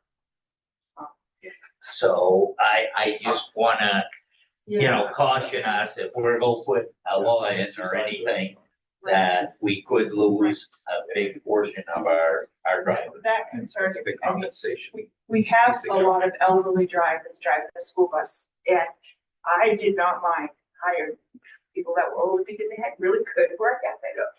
But I think that's going to cause anxiety for some of the drivers. And I mean, I see why you want to do it every 5 years, and it makes sense. But I think it's also on the other hand. I mean, after these accidents, there's a lot of bus drivers that question whether or not they wanted to drive anymore. And if we put that every 5 years on you and you're 65 years old, it's like, it's not worth it. Just for the record, I threw 5 out there as a number. I'm not emotionally connected to 5, nor is that based on any data or insights, right? Maybe it's 10. I don't know, right? But I think it needs to be a local decision because I knew who was driving me. Yeah. I know what their weaknesses were, and I knew what they needed. And part of that is, you could put through the evaluation system and say, hey, I think you need a little bit more communication skills or something, and this is what we need to do. But I think there's other ways of doing it that make people have to go to retest all the time because we don't do it in other professions. I understand the teachers have to go through a professional development in order to keep their certification up, but we don't do this in other professions, and I don't we do. Oh, yes, you do. But CDL drivers, you have to have a medical. Yes, you have to have a Okay, medical. so they have to do that yearly, so why, Yeah. what's the big issue? We're still talking about safety. I understand. what I think, the commission on this topic, because we're not all unified, I get that, right? Could recommend in our report, the legislature should direct a working group to evaluate, or something, but I mean, I think it's a topic that I think it's a topic that needs to be floated just from a straight safety perspective. And I think right on the heels of that is what Deb just mentioned, which in the rules, we have a requirement for an annual physical, but there's no standard established for that physical. There's a federal standard for CDL medicals. And I would strongly recommend that we consider changing that so that the standard is you get a DOT medical, physical. We did that. We did that. Yeah. About 5 years it lasted, and then they changed it back. They removed it. Who's they? They removed it. They repealed it. The legislature repealed it. Repealed it, Yeah. yes. So Standard. now, again, our charter is safety. What are the things that Yeah. contribute to safety, right? And I think that's, we should be slightly aggressive, when it comes to those. And so that's my 2 cents. I know I'm not in the business, but I'm offering you guys a safety perspective, So- right? I have to chime in. Obviously, I want to, for the record, I've not driven a school bus. Okay, I've driven many other things, but not driven a school bus. But being in the industry that I'm in, there's always refreshers. There's always training. There's always something to remind you what the right thing to do is. And if behind closed doors, Lieutenant and I have already had this conversation about should there be some kind of refresher for drivers? The risk, the reward. You've heard me say that. I'm sure everyone's used that before. And I'm not picking on school bus drivers today. My way to work every day, I see bad driving habits. But even after the fatalities that we've had, you would think that bus drivers would pump the brakes for a minute and be like, maybe I'm going to rethink how I'm driving. And I see the most terrible driver habits with school buses still. And I think that it's important to have this conversation that we're having and really think about why we're here at safety, right? And to push forward the importance of having that refresher and not worry about, am I going to lose drivers? Am I going to have anxiety of older drivers that are not? I mean, we have to get past that. And if you leave, you leave. That's my opinion. The Lieutenant have talked about this and just everyday practices of dealing with employees. And at some point, what do? Do you keep that person or people that are just negative and poison? Or do you just say, you let them go and you move on and you try to find that next person that's got the good character and is going to do the right thing and helps with that positive attitude. So I guess what I'm getting at is I think it's really important to try to find a common ground to implement something that is going to have a refresher and hold people responsible. In our regulatory, do we have a refresher? No, you have to renew your license every 5 years.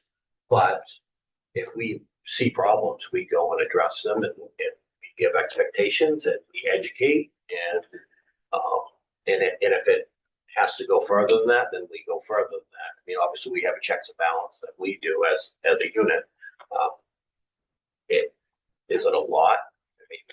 There's 8,000 inspection mechanics that, with 8 guys that we deal with, are they all bad eggs? No. There's a percentage that we have to deal with. But I guess my point is that I really think it's important that we all try to find a common ground to say, hey, regardless at this level, and then worry about how we're going to deal with it moving forward with legislation, whatever, and to implement and say, hey, it's important. And whether it lands in BMV, that it's there, maybe to have to police, I don't know. I don't know what that answer is, but I do know that it's definitely an important aspect to we have a root problem, right? And that's trying to make sure that we've had many years of, I feel that no policing in for lack of terms with driver education. That's slowly kind of just, we've got to a point now where we're like, okay, now we have to, here we are. We have to reevaluate and see what's happened over those years. Is it a problem at the school level or is it a different level? So I think the commission is going to have to, or the legislature is going to have to consider if this is implemented, there'd likely be, just speculating, 15% failure rate, which is going to, or people aren't even going to want to test. So there would be some significant attrition. And there's likely, I don't know, you guys would know, but probably a 30% shortage in the state of Maine, maybe 20 to 30%. So what's going to ultimately happen is, going back to an earlier comment, we need to pay a living wage to our drivers and make it a professional sort of job, right? 100%. And the testing is actually going to likely create an escalation in salaries, I would think, to be able to hire folks. And I think it's right.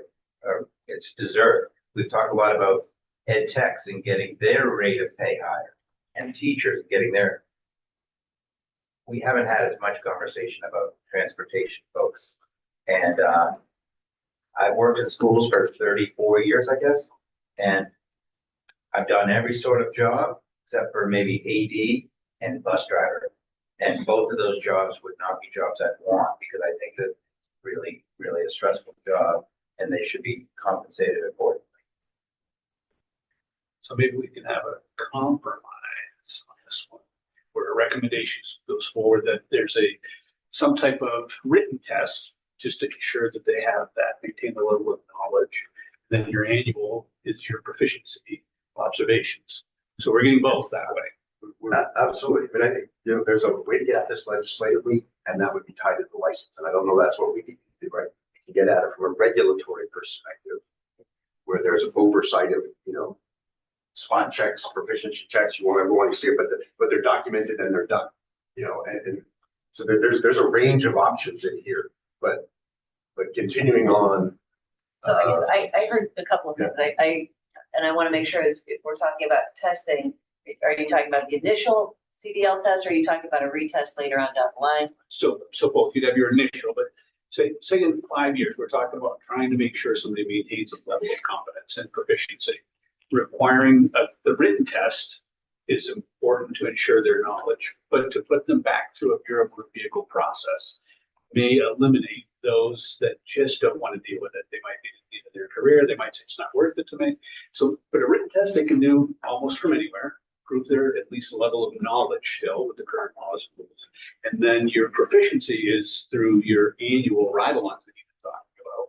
And if they don't meet that standard, I know it puts it on the directors or somebody, but if you have that regional group and you're regionally trained, and then we publish the list of regional trainers, you have to prove your proficiency through them, maybe. That's just thinking out loud. So I want to kind of push on that a little bit, because I also heard Chris mention that, maybe one of our recommendations is that we should ask the legislature to, direct a work group to study this. It's not intended to sort of kick things down the road, but it's intended to sort of think about, because what Director Ireland also started with is, I'll bet if I put the test in front of everybody right now, you haven't had your nose in the book, it would be pretty hard pressed for anybody except this one over here to be able to pass it.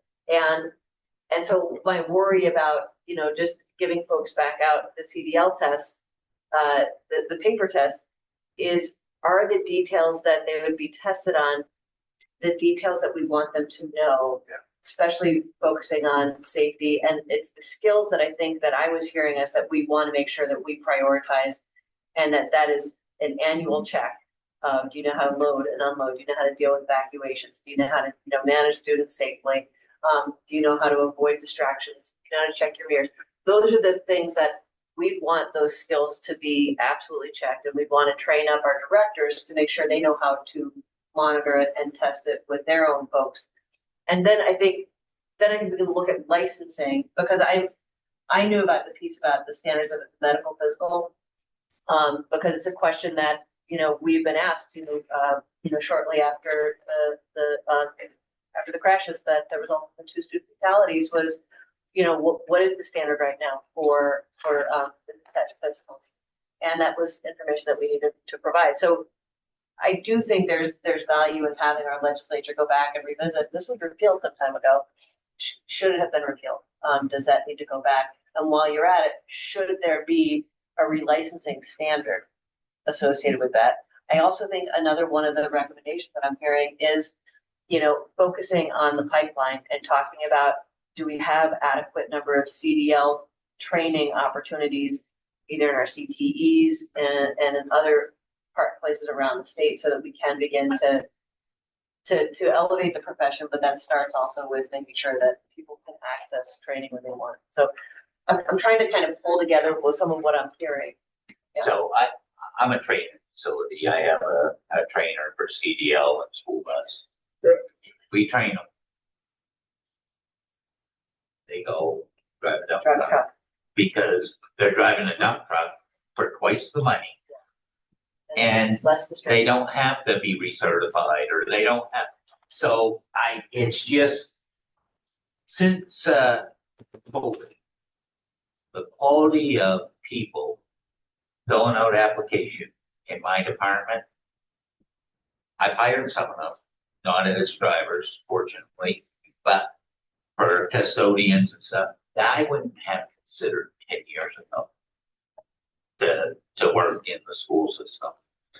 But when you have no other application, then you have to fill seats. What do you do? And until we get school bus drivers equal to a dump truck driver in pay, and that's where people are going, oh, we can train all the drivers we want. They get a CDL with DS endorsement, and they look at me offering them $16 an hour or $30 an hour to go drive a dump truck.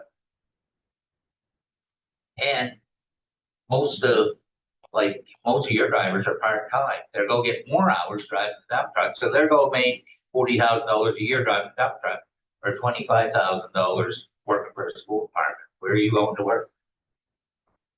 Is that what your pay is, $16 or is that? My start pay is $16.49, I think. And these are good points. I'm glad we're talking about it because it goes right back, I think, to the cause where we're trying to make some recommendations that there are certain standards that can't be compromised. And in order to attract those standards, you're going to have to pay. And if that's at the end of this, we set the bar high and it forces a reevaluation of salary, then that's okay. I'm afraid to go back and tell the transportation committee that they should have another stakeholder. I think they're going to look at me and go, "You are a stakeholder." You know? Yeah. This is what we voted for. Well, but that's also a good point, is that like, if 2159 passes, this commission continues. And so you're right, it may not be, and maybe that's what we include in the report is, should 2159 pass as written, and the commission continue in perpetuity for the rest of our lives, then, Careers. no one's getting off, call this Hotel California. And so if this were, the commission were to continue, then this would be something the commission would need to study more. Yeah. And we would need to bring in people from the Department of Labor to look at, who, whether or not there's duplicative requirements and if there's some auditing that we can do for them. Similarly, we could take up the question about licensing, and about relicensure. I think we'll know.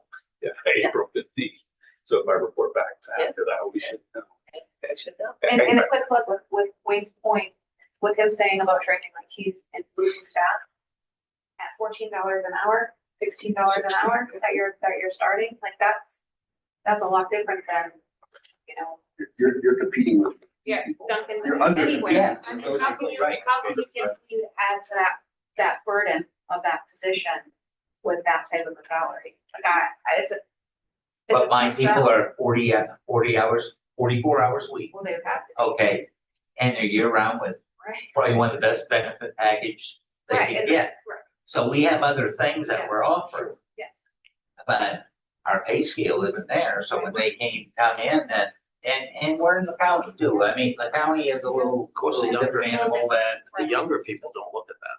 They just no, look at they're it. looking at the dollar sign. Exactly. They're not thinking about long They don't term. want to have to get up in the morning, but they want to pay.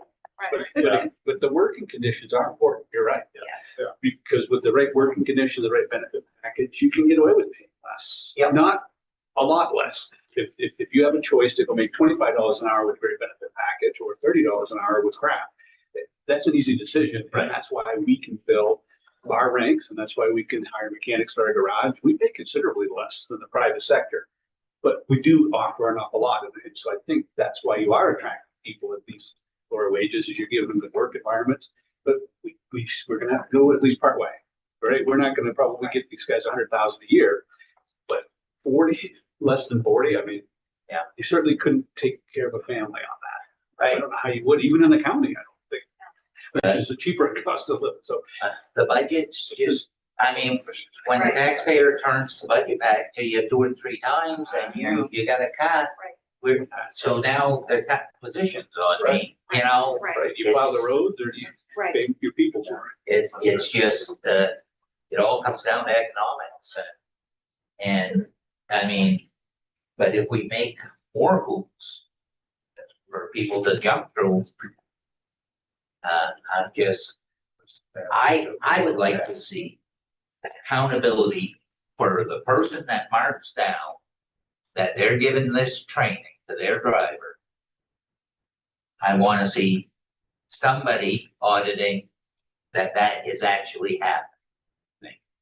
Because it's easy to mark on a piece of paper, yes, I gave 16 hours of training. And I think that is our biggest part of our problem, is we have no auditing. Cheryl doesn't have time to look at every school system to see what they gave for training or anything. But somewhere down the line, you should be audited and say, yes, you're given the training that's required. And I think that's a big part of it. This is a totally detailed question, but I'm just too curious. I have to know. So drivers are required to practice evacuation drills with their students and are required to keep track of which students have been trained and which students have not been trained.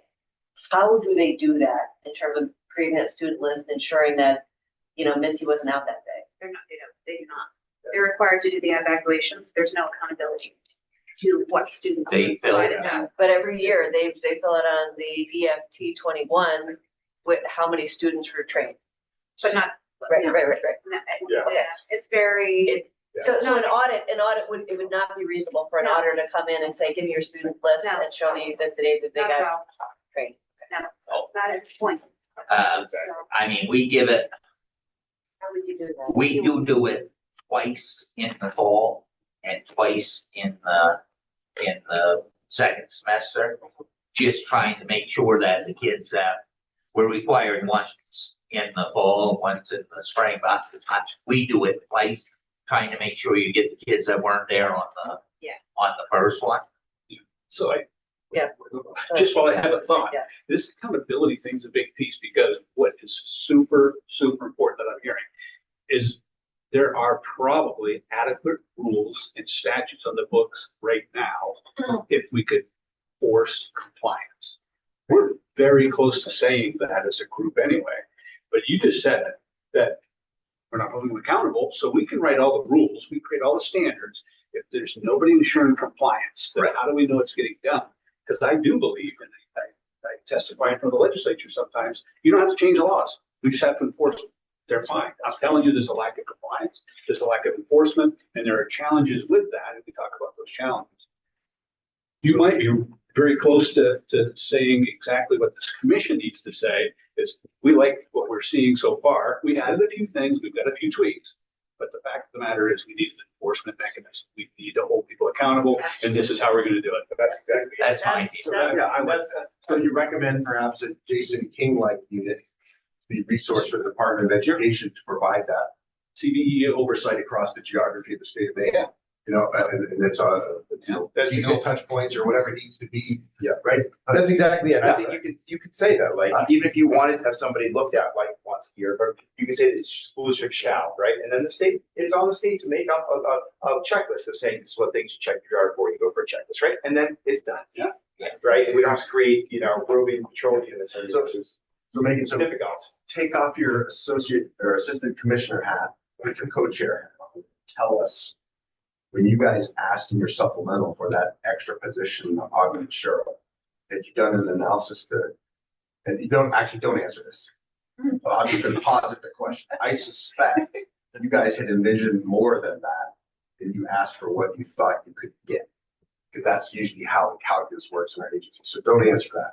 But I think this is the commission's chance to both empower the DOE to get after what they need to do these kind of things, because Cheryl can't do all of it as a task force of one, right? And I think that's. Well, and the other part I would say is that when we're talking about creating the checklist, when we're talking about pulling together the resource, when we're talking about creating other resources that don't exist, that also is not Cheryl. But what we've described here are a number of responsibilities that would bear, I mean, your FJA, the FJA functional job analysis, is the job description that is used at state level. And Cheryl's FJA recently included some elements about driver training and safety, but it is a very small piece. And so what we were looking at is building out curriculum and having that kind of piece involved in training. But certainly if we're talking about accountability and monitoring, that's a totally different animal. I am mindful also, we've just touched a little bit on student training. One of the other sort of responsibilities of this commission is talking about student training and also about communication to families, and making sure that we have some recommendations or have considered how we're going to be communicating to families about training and about what student trainings would and should be carried out. So I just want to make sure we build some time into that. I know we're a little bit behind.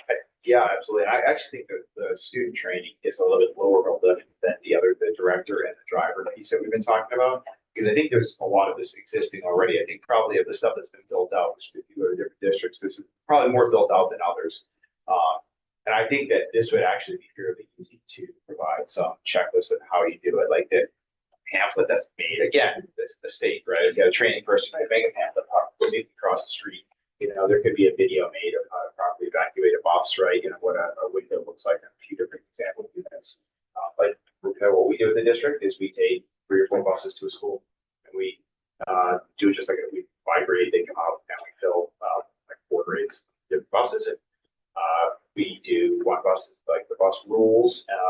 The other one is crossing safety, and was evacuation, and then they're rotating buses. And how is that established in your district? And if you weren't there, would it continue? Is it written in a policy somewhere or a procedure for how student safety is going to? So it is written. So I have built a training curriculum for it that we do. So there's a lasting document for that. We default to the state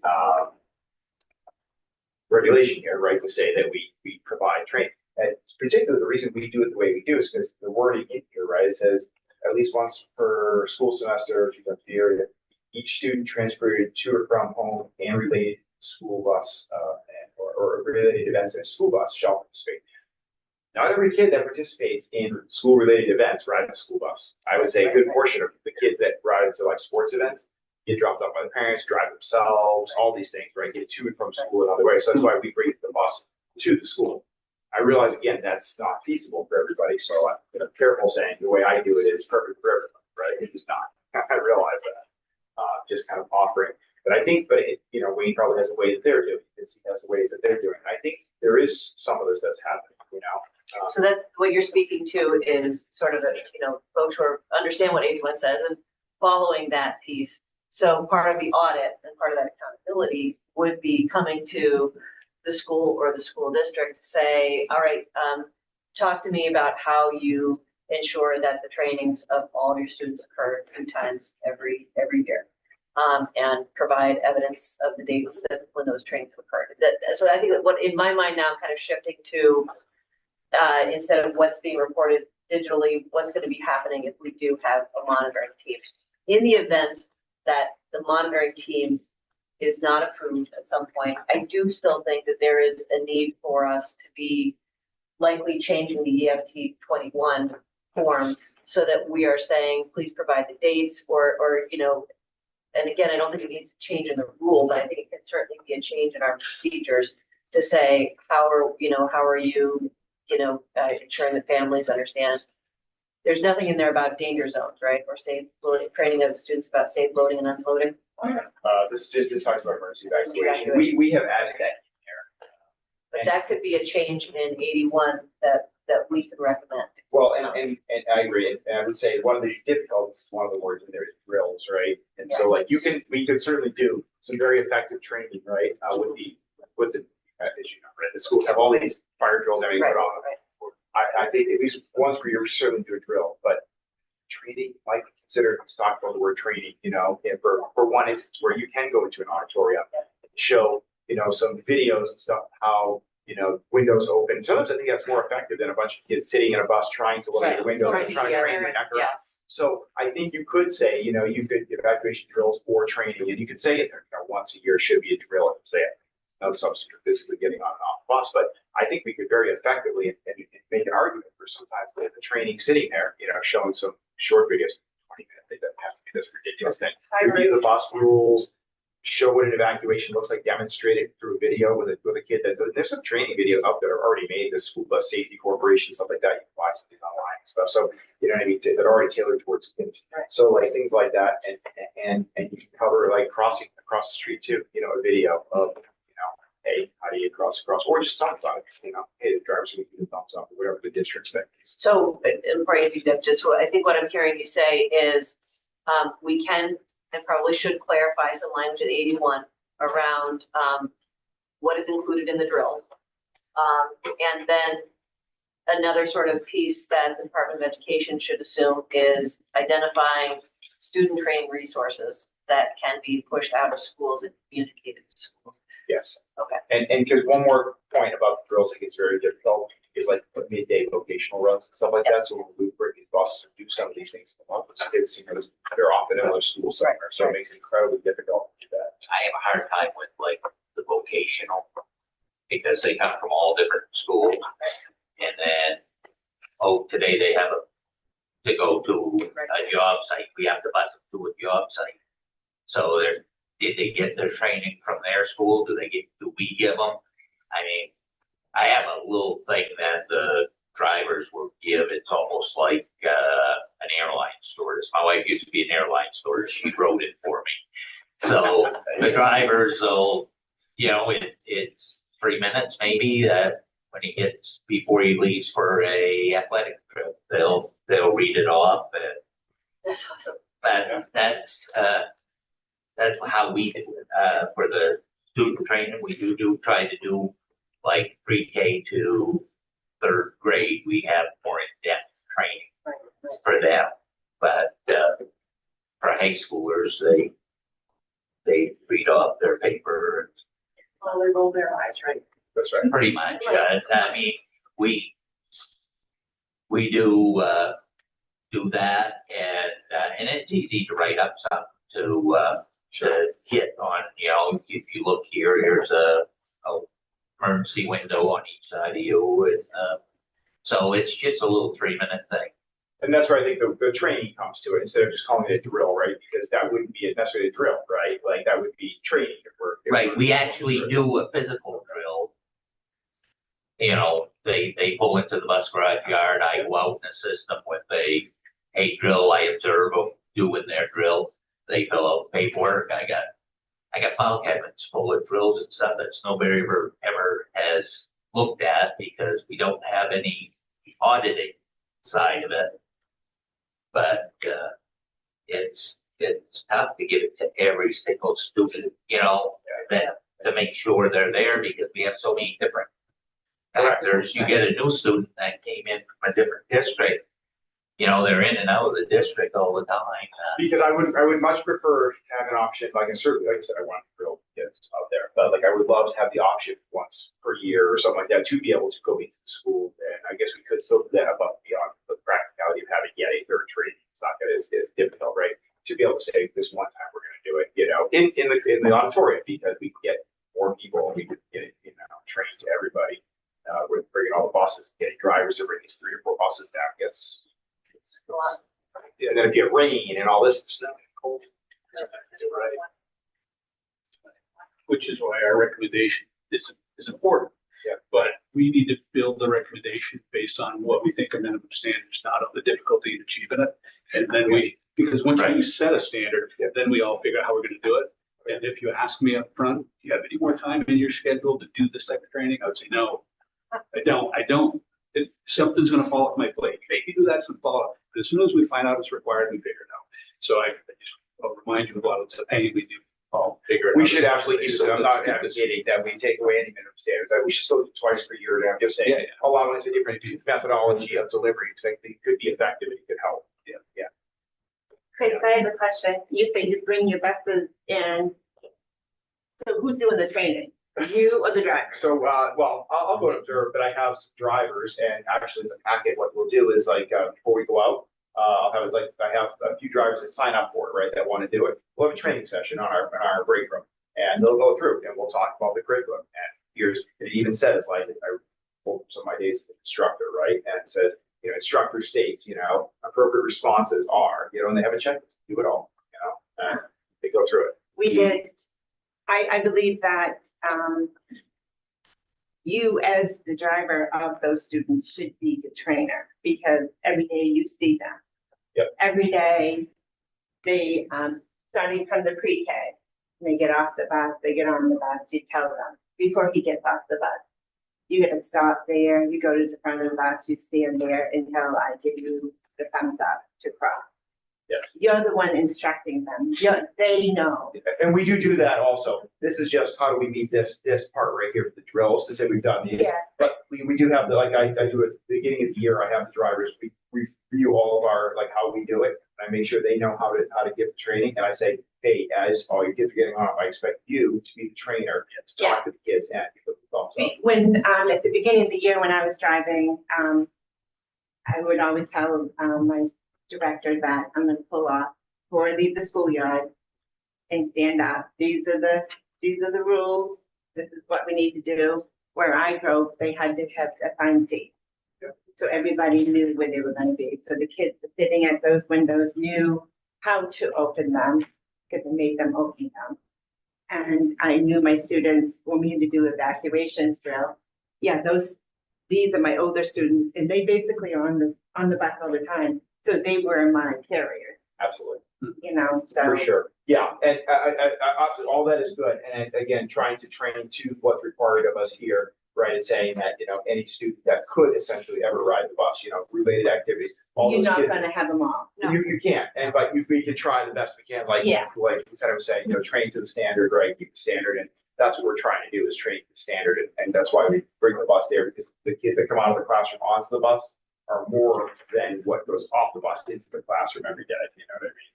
It's pretty, So I was going to say, there's just a good opportunity. Well, we're looking at Chapter 81, since there are already very, very good standards in the National Congress.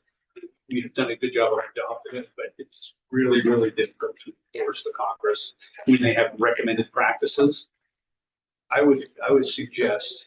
Am I late for the school bus training? There's no school bus training, but this is a meeting on. This is the commission. The commission. Okay. For school bus safety. Yeah. Yeah, you can go have a seat if you'd like to. Are you here for training, or you just want to observe? I want to make sure you're in the right room. Heavy rice, and I was. We talked earlier. Okay. Welcome. All right. Come on in and go have a seat somewhere. Yeah, certainly. Sure. So I was going to say, I think there's an opportunity for us to just steal out of the National Congress these requirements, because there are drills that are in there, the boarding and de-boarding. I say you take them. Now you'll have to define the who. You take those and make sure they fit well, and then you make a recommendation that it goes into Chapter 81 as a statute, or a rule that carries the weight of statute. And while I'm talking, I'm a very simple man, and I like to be succinct when I talk to the legislature. So I came up with 7 C's for this group, and I think we have a process. So we're going to create the curriculum. We're going to collaborate, communicate, coordinate with all of the districts and the schools, and we have to confirm compliance. So these 7 C's, number 1, who's going to create the curriculum? That because Jen is typing quickly, but she's not that good. Create the curriculum. Is that 1 or 2? So that's 2 C's, create your curriculum. But who? The question's who? Yeah. We have to answer this. Well, I think that's. So is that this commission? Is that DOE? Big ideas? Yeah. To get after what you're describing. Yeah. The legislature should fund DOE to contract training, material creation, best practice gathering and delivery to, right? That's one way to get after that set of ideas. The legislature should resource DOE, the state employees, for oversight and auditing Yeah. to ensure compliance, right? So there's, Yeah, that's the last two you C's. get too detailed down in there in the commission report, I think you get lost in the sauce, but I think if you're pushing the big ideas, and the Yeah. people that can put things into law or write checks, because I think it's starting to get after what you're talking about, we can ban that a little bit. But who creates that? I think is what you're asking. Right, so first question, who's gonna create the curriculum? And I think we have the answers. We just want, for this report back, we need to say that. So is it DOE, is it NAFTA, is it Well, the but I commission? think Chris's point was Because if the recommendation is that the DOE should contract to gather and create so I guess the question is it contract or are we creating? And here's the concern about the Department of Education creating, is it's a bit contingent upon whether, I mean, one person is not gonna be able to create. And so we would be absolutely Correct. dependent upon, multiple stakeholders. So I don't want to create Commission? another committee, this commission, but I don't think so. I think I hate to say it's basically a smaller group. So It's- or We a had, subset. we were starting to work down the path after two Rocklands ago, right? Two Rockland conferences ago. Sorry, not two Rocklands, sorry, but the conference that we had. Where we started to discuss the training advisory group, right? And certainly, I think you could pull, there's a lot of expertise, I think, clearly for what we're talking about here, what maybe should be, and the actually who does the work. I actually think that's a good idea. Whoever brought up contracting, right? That's the scalable level of, how do we actually get this out? In consultation with MAPT, that I'm chilling with Mitzi said a couple meetings ago, where NTSB is like, there's a whole bunch of official functions that are falling, that MAPT is scooping up because nobody else. is doing it, Correct, right? yeah. And I think that's why the state's got to own this, and you can sell it to the legislature by not asking for more state employees that require benefits packages and pensions. I do Right? think, You can get after it differently, but make sure that you guys are the voice. at least initially, like a scope contract, right? To develop a training program and then, go from there, Yeah, right? and you guys are tucked in, as part of that developmental process. so are we saying the legislature is gonna create the curriculum? No. No, the I- legislature funds it. No, Fund they it. authorize, Contract allows the Department of Education yes. to contract with Yeah. with people who have expertise in the area in order to be able to create curriculum Love it. and resources necessary to meet That's the just it, and fund you to do it. Well, I was gonna say, fund you to do it, and then you could allow the commission to pick who the right people are to advise, right? The contractors, does that And sound? then the advisory committee report back to the commission. Yes, develop an advisory commission that reports to the commission, and then the commission hands that over to the contractor to build content.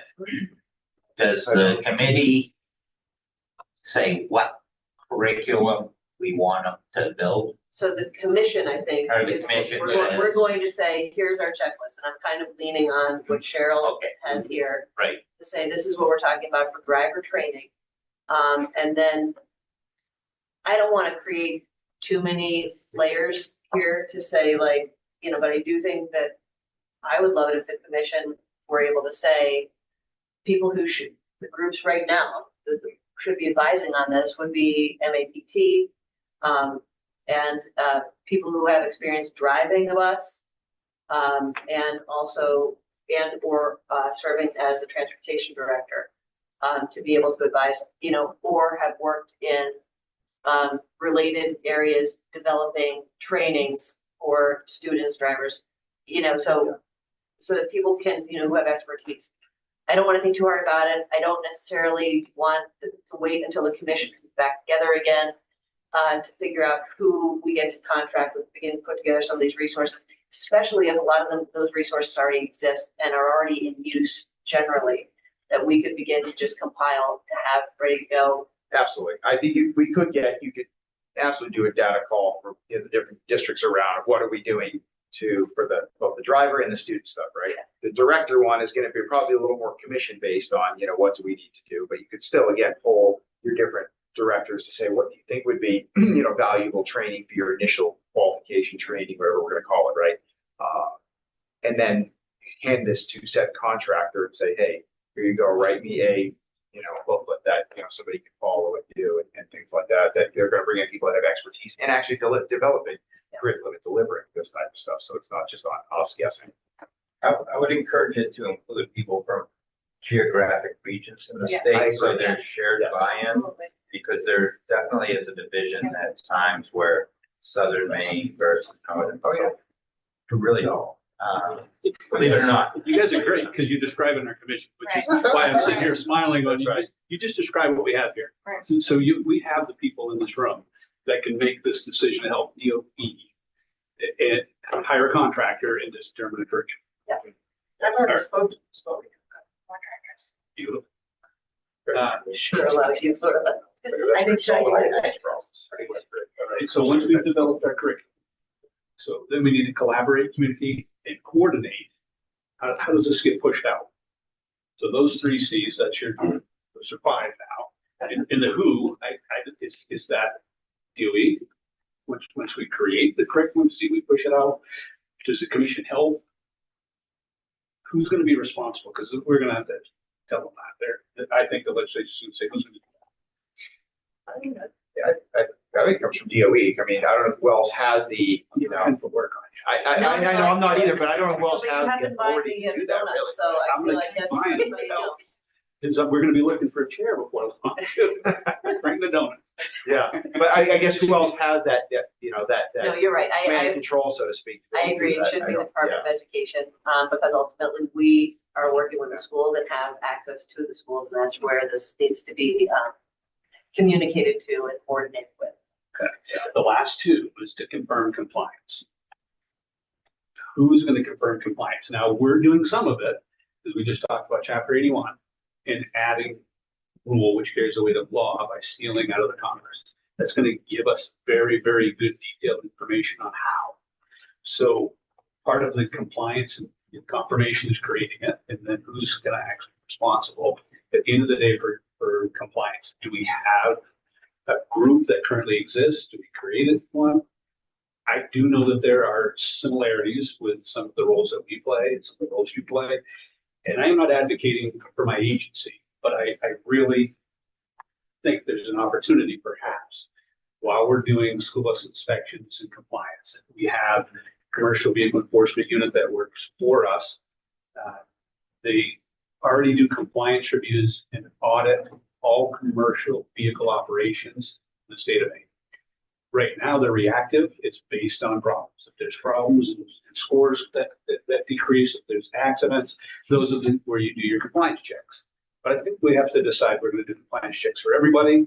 And I'm not sure we could do it with current snapping, but I'm just throwing it out there that's an option. I know we talked about Department of Labor, and we've talked about DOE.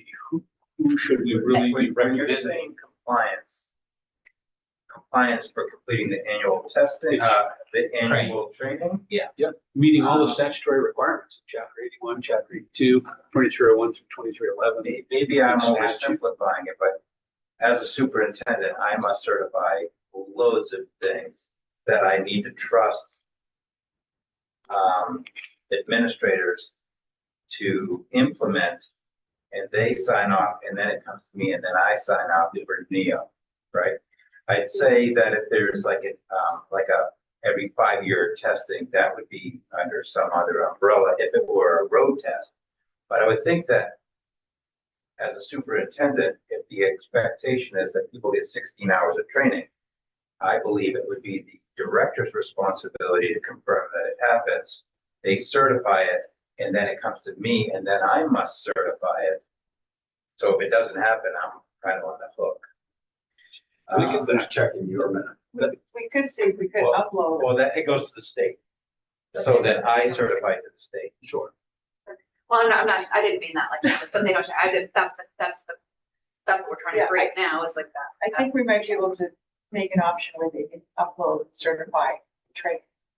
So I think though, what we talked about as a group is that we've got the upload of the super awesome Neo that we can continue to upload and we can make some changes. And it sounds like we do need to make some changes to ask for a few additional attestations to be included. However, I think what I heard there was some appetite for some monitoring to say it's great that you attest, but just like every 3 to 5 years, you're going to have your federal IDEA funds monitored, and we're going to check and say like, okay, so talk to me about how you're following all special education law. In the same way, I do think that if we are saying that we want to ensure compliance, and the Department of Education is going to carry some of that around the training requirements, then we're gonna need a monitoring team. But if we were to expand it, we really were talking about ensuring that the training happens. That would, I think, fall back to us, to the Department of Education. But in terms of looking at whether or not that should be happening in concert with commercial vehicle enforcement or anything else like that, I do think a piece we really haven't talked about, again, back to that physicals and about sort of when some of the drug testing is happening or how those pieces are verified, you know, and which organization or which agency should be doing that. Because I think that is still an open question about, you know, how do those physicals happen and how are those monitored? And that's not something that I think the Department of Education has a lot of expertise in. So is it possible for like the checks on this stuff, right? The compliance piece, is there an ability for a self-certification? And I realize we need that. Probably don't love that term. The only thing I say with that is like kind of what Steve was talking about, like it goes to the director, right? And there's multiple layers inside the district, right? Like I assume that we put most people that the superintendent trust has confidence in that they're doing their job, right? They sign off on it. Then we have somebody of a higher level, right? A superintendent signing off. So there's more than it's more than once, 2-person, 3-person integrity, whatever the district gets signed off from, right? I would say you would probably reasonably get most of your compliance complete without adding any additional bodies to the state. We're not hiring any other, you know, teams that have to go around, things like that. I realize it's not ideal. It's not the same as having a third party come in, but if we're.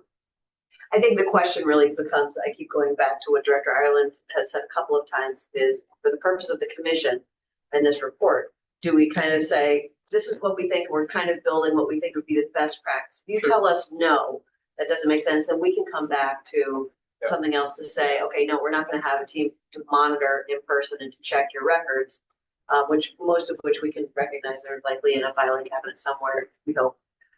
And if we decide that's not going to be where we get there. Sure. Yeah. Okay.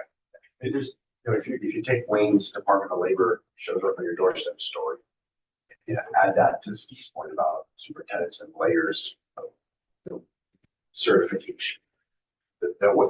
So those things exist now, right? So somebody ought to be spot checking that. So, but that doesn't necessarily have to be a robust new capability or capacity, but somebody ought to do that probably regularly if it's not already currently happening. Right? And then that leaves the question we were talking about earlier this morning, which is skill behind the wheel, right? Is that so critical that somebody else, third party, needs to be putting eyes on every so often, to Jason's point, right? And if so, that's to validate the directors and the superintendents and everybody else's certifications occasionally, right? That is a new capability that in some capacity can be sourced. I think so. So maybe there's a hybrid approach there. Sure. Yeah. I like that you added the C, that's the confidence that we had missed. So You're welcome. I got some more C's. I can start. That's a good one, confidence. But we're still not sure who's going to do it. But I self-certification works. I think that's great. What I'm saying is, my understanding is there's about 50% compliance right now. That's the problem. Everybody needs to self-certify, but who's going to ensure those that don't are held accountable? Because if there's, just say 100 districts that aren't because they don't need your school buses, there's got to be something else besides we withhold funds. It's time for the recommendation to be, you have to do it whether you want the bus or not. I have other stuff to throw in here. So the state of Maine has private busing also. Yes. Are they going to fall under the same umbrella? So right now they fall under commercial vehicle enforcement. So if there's a compliance review done, we do it already for those entities. Are you reviewing training records? Are you reviewing, all right, you know, So CBT, are they reviewing driver skill? I mean, you know, these are additive requirements that we're potentially laying on. Yeah, so they do a pretty robust training audit. And really what they're looking for is that you're meeting all the training requirements, that you're providing that information to the correct entities, that you have drug testing pools, and that you're current, that your drivers are all current with their licensing, they all have current medical cards. They're inspecting FMCSA requirements. Exactly. of a business that's operating Exactly. commercial licensees with an S endorsement, right? They're not chasing down DOE requirements. Correct. Correct. And that's the missing Yeah. link. Yeah, Right. so to Because they Wayne's, are not enforcing DOE. that's right. So to Wayne's point, right, if we start to put these things under DOE purview, which they probably should be, I think that's where we're going with this. And I were talking about this a second, right? That yeah, I would think if you roll in the seniors and the first students, and they're getting some visits for the same purposes, right? To make sure their transportation directors are doing what they need to meet DOE requirements. Otherwise, the city of Augusta's got to figure out how to. That's a lot Well, of transport. yeah. So they don't follow the State same requirements. rules. I understand. That's why Yeah, They I don't- brought that yeah, question up. amen, amen. That's what I would think so. Every student deserves to be safe, Amen. whether it's 100%. private or public, Yep. every student deserves to be safe. 100%. The FMCSRs are stricter Yeah. with non-government entities. That's all. Government entities are exempt from the majority of the FMCSRs. And that's, so our commercial vehicle enforcement would ensure that they're following those, what I would say are mostly higher standards. But you're right, if there's DOE standards they're not following, they should be. Yep. But that's And something that we somebody's gotta got go to take a figure look. out. Yeah. And some of the private transportation directors come to our training, to yours too. So I'm searching in statute because Steve and I kind of gave each other a look around what happens if the superintendent doesn't certify it. So I know there are other levers that the department has around if, a school doesn't certify. So I think I can't put my hands on it right now, So but that's already required. it is both the responsibility of the superintendent to submit annual reports to the department and to the commissioner. So that's already built in, and that is inclusive of the safety reporting in PDOT 21. So we do have statutory authority to require it. It's the if not, then what piece that I just can't find right now. But I do think that there are other levers that could happen. But I think part of the challenge that I need to reiterate again is in one person when we talk about spot checking, a system of monitoring is usually spelled out where then there's a procedure that outlines to say how frequently is that checking going to happen and what is the procedure for how those schools or those school districts are selected to be monitored. And so then there is a sort of a process for how that happens. And again, with one person, that is not a monitoring team. One person is not a monitoring teammate. So I know I think we're talking about a difference between that kind of DOL description of going in and saying, open this, I'm going to interview this person to see if they actually did have the training. That seems at a higher level than what I think this commission is talking about right now. But I think we want to figure out like how it is feasible, what is going to be manageable, depending upon what we describe is included in a spot check versus monitoring.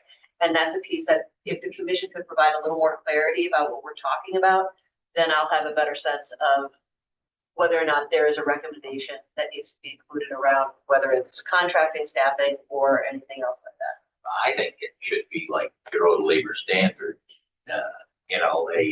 So many schools a year, they're go in and do an audit on them.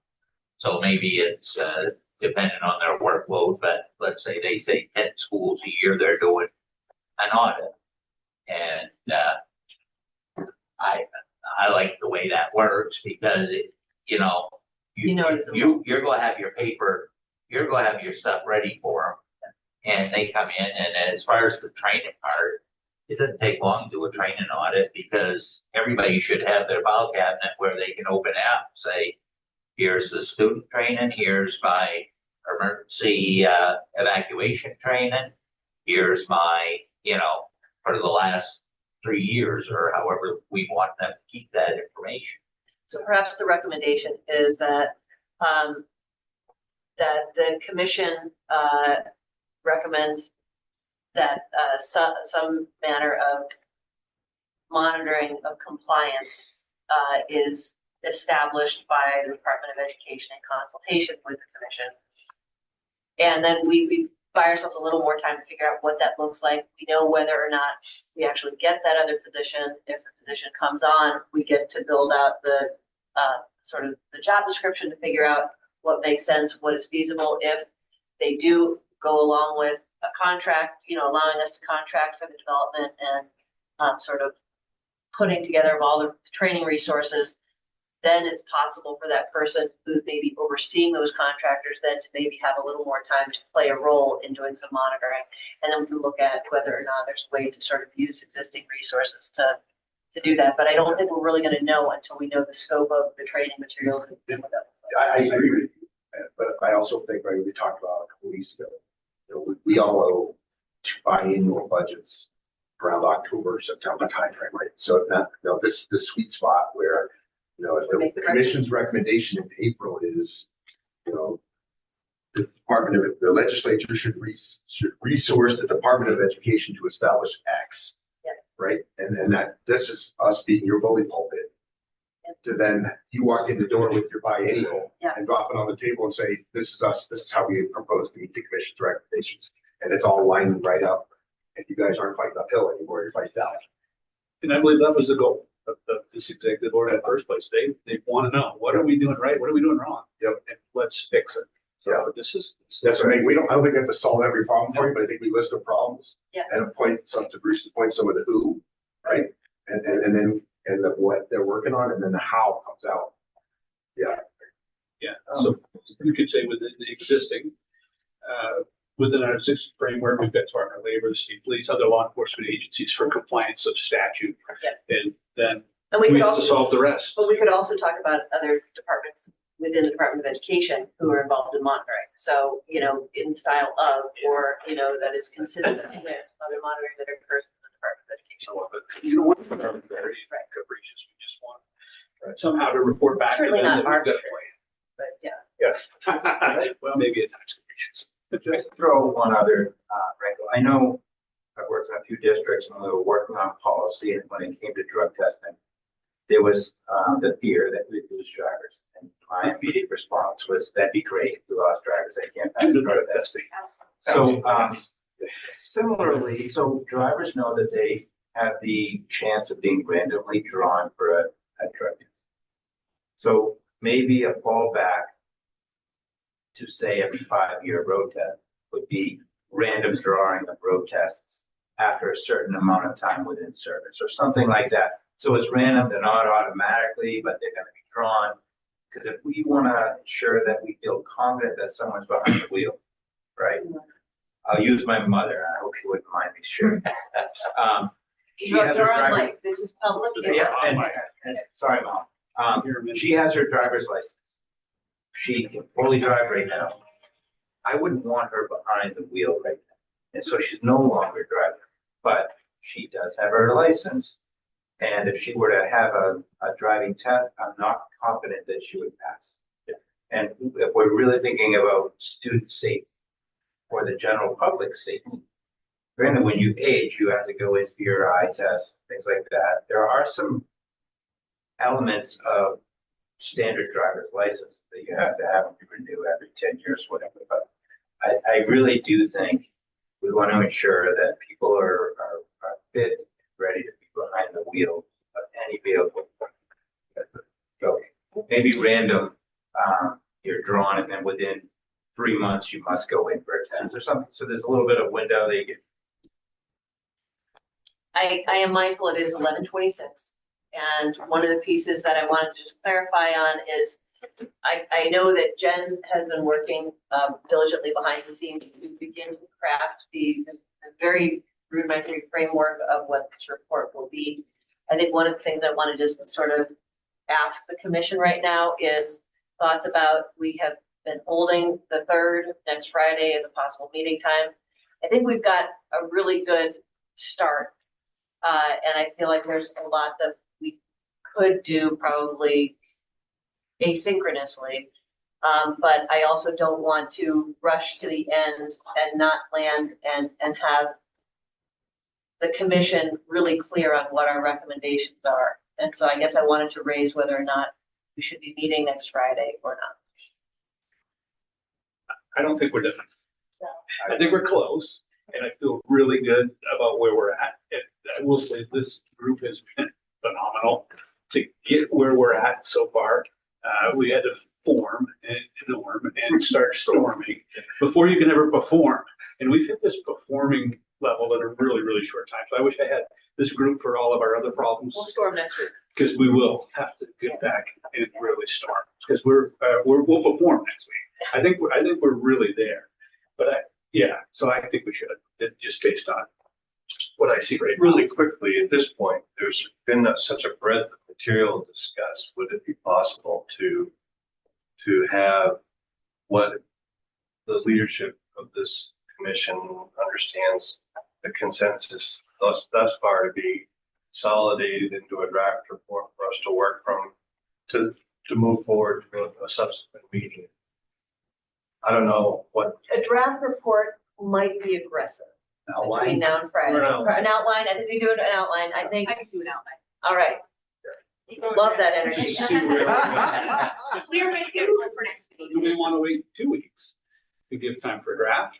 I think 2 Would that weeks, be- what, I think the reason we landed on the 3rd was that, I couldn't do the 10th, Okay. and then we were getting. We don't want too much space in our.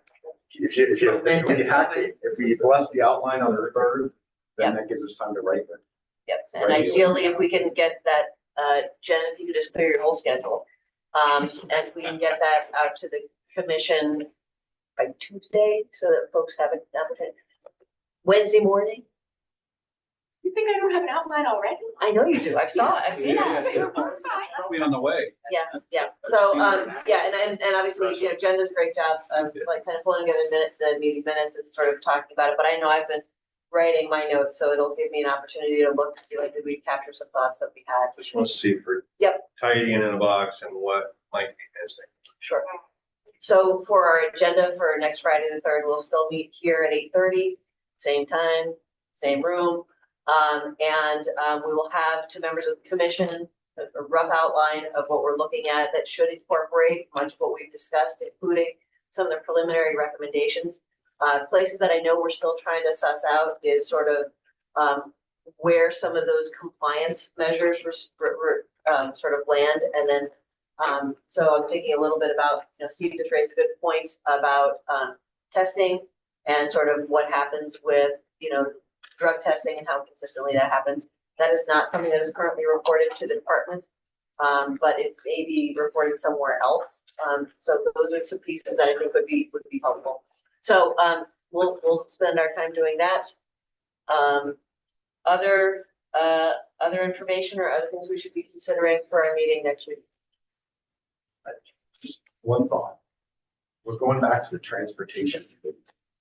Transportation committee writes checks out of a different checkbook than the rest of state government that funds the Department of Education enterprise. This So report needs to go to the governor, though, right? Governor, and it says legislature, so it's not, it did. It's not particularize clear which committee would legislature, do. I think what I'm driving at right. is that in the realm of student safety being a perpetual enduring requirement for every student in the state, if we were to work this in such a way that these proposals that are fundamentally about safety, about safe transportation are funded with highway fund transportation dollars, then the day that your agency has to make a hard choice about cuts, there's a separate entity that is preserving the sanctity of that safety discussion with resource. And That is critical because, as you know, the total cost of education in the state continues to be something that is scrutinized and debated and is eventually subject to a state and local share. So and that doesn't mean it wouldn't get cut by the transportation, but there's somebody else that's looking at this purely from a safety perspective with their own checkbook. And that the people of Maine and their children are kept safe by that group with that funding and source to source with whatever problems that we're identifying and proposing. And you guys aren't put in that. That's why you're here. I've learned a few things listening to this guy for the last 5 years in front of the committees. I shouldn't sound so surprised, like, oh, we figured out why. Yeah. We've been looking for reasons to get rid of them, but now we've got one.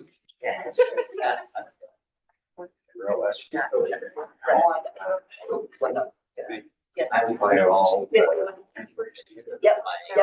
I recognize the timing, but what I'm going to ask the commission for is we do have a member of the public here. Ms. Rice, is there anything that you want to check in with the members of the commission about? Well, my main reason I'm here is I worked 18 years for MSAB 75. My job was maintenance man, but the first thing I had to do was get a school bus license. And I wasn't crazy about driving the school bus, but my training was supervised very heavily. And after 18 years of working as maintenance and a little bit of everything, I went to Wisconsin as a transportation director. And boy, did I have a lot of work.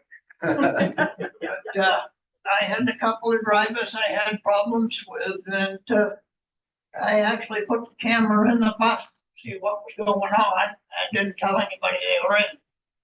My mechanic knew where they were, but other than that, it was him and I. And I had some time with the superintendent. We had to talk whether they stayed or went. And then in the last 2 or 3 months, I have seen more things from school buses that should not be happening. Stop signs aren't stopped, speed limits aren't observed, near fail right in front of my house. That bugged me bad. And I told the girl's mother that I says, I'm going to school path over this. And she says, I wish you would. We're moving and I don't want to have any problems here.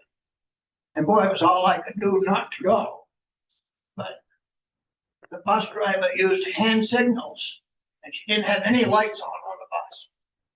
She was motioning, I believe, for the car to go through before the girl crossed the road. Well, she gave a signal and the girl thought it was her signal as well. And she stepped out and she saw it. She stepped back quick. And I wanted to go and report it because no matter how good a driver you are, that's a mistake and it should go on your record. Stop sign violations in Bath, I saw 2 in one day. And the person that trained me said, if they catch me doing anything, the first time was a written reprimand, the second time was 3 days off without paying, the third time you're done. But I know bus drivers are a lot harder to get now than they were back then. And kids are my main concern. I want to see them safe. That's why I came here. When I talked to Sally Colucci about it, state representative, she said, oh, I want you there like that. So, I mean, I'm here. I'll do all I can to put in what I can. Thank you for that, Mr. Price. Appreciate you sharing that with us. Thank you very much. Good. Can I say one? So we've been talking about some real challenging stuff, right? But I've never known of a transportation person who does really want to do the right thing. Some of them might lack some skill or some knowledge. They might need some support. So though we're saying some things that might be deemed at times harsh, I think we, as a state, have really great drivers who want to do the right thing, that really love their jobs in most cases, and they just need some support. So I say that because I feel a little guilty with some of my recommendations, but I think it's safe for kids, and I think it also is safe for staff. And we're really blessed to have people that really want to do the job. I just hope we can pay them better as a whole and support them. And I like your comments, sir. Everybody wants kids to be driven to and from school safely. And I do think that we have wonderful directors and leaders. Hopefully we can get this thing right for kids. Yeah. Well said, Steve. Well said, because I agree with that completely. I know a lot of bus drivers and they're amazing. And I wouldn't want to do their job. So we're not sitting here trying to say that there's anything that we don't like about our drivers. What we're saying is we do want to see them better treated, better paid, better prepared and trained. And that's a good way to close this. So I appreciate you really saying that, because I don't want the appearance that any of us are talking bad or ill of an industry when I think they're amazing. And the proof's in the pudding. I know we've had 2 bad crashes, but in 50 years or so, that's not a terrible driving record.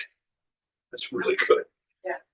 So to just second what Steve said and what the president said, going in all over the state, and my guys going all over the state, not once have we ever encountered anybody, director to the mechanic, to a driver that didn't want to do the right thing and didn't want to save bus.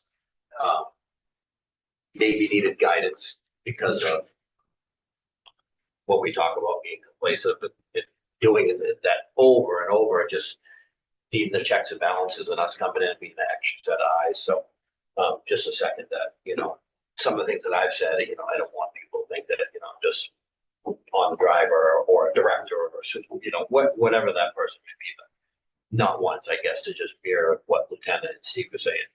Have we ever encountered anybody that did not, in school transportation, want to do the right thing and do better? So, On that note. Make a motion to can I- adjourn? Motion to adjourn. Motion from Lieutenant, motion seconded by Cheryl Brackett. All in favor? Director Susie is not currently available, so unanimous people in the room. Thank you, everyone. So on the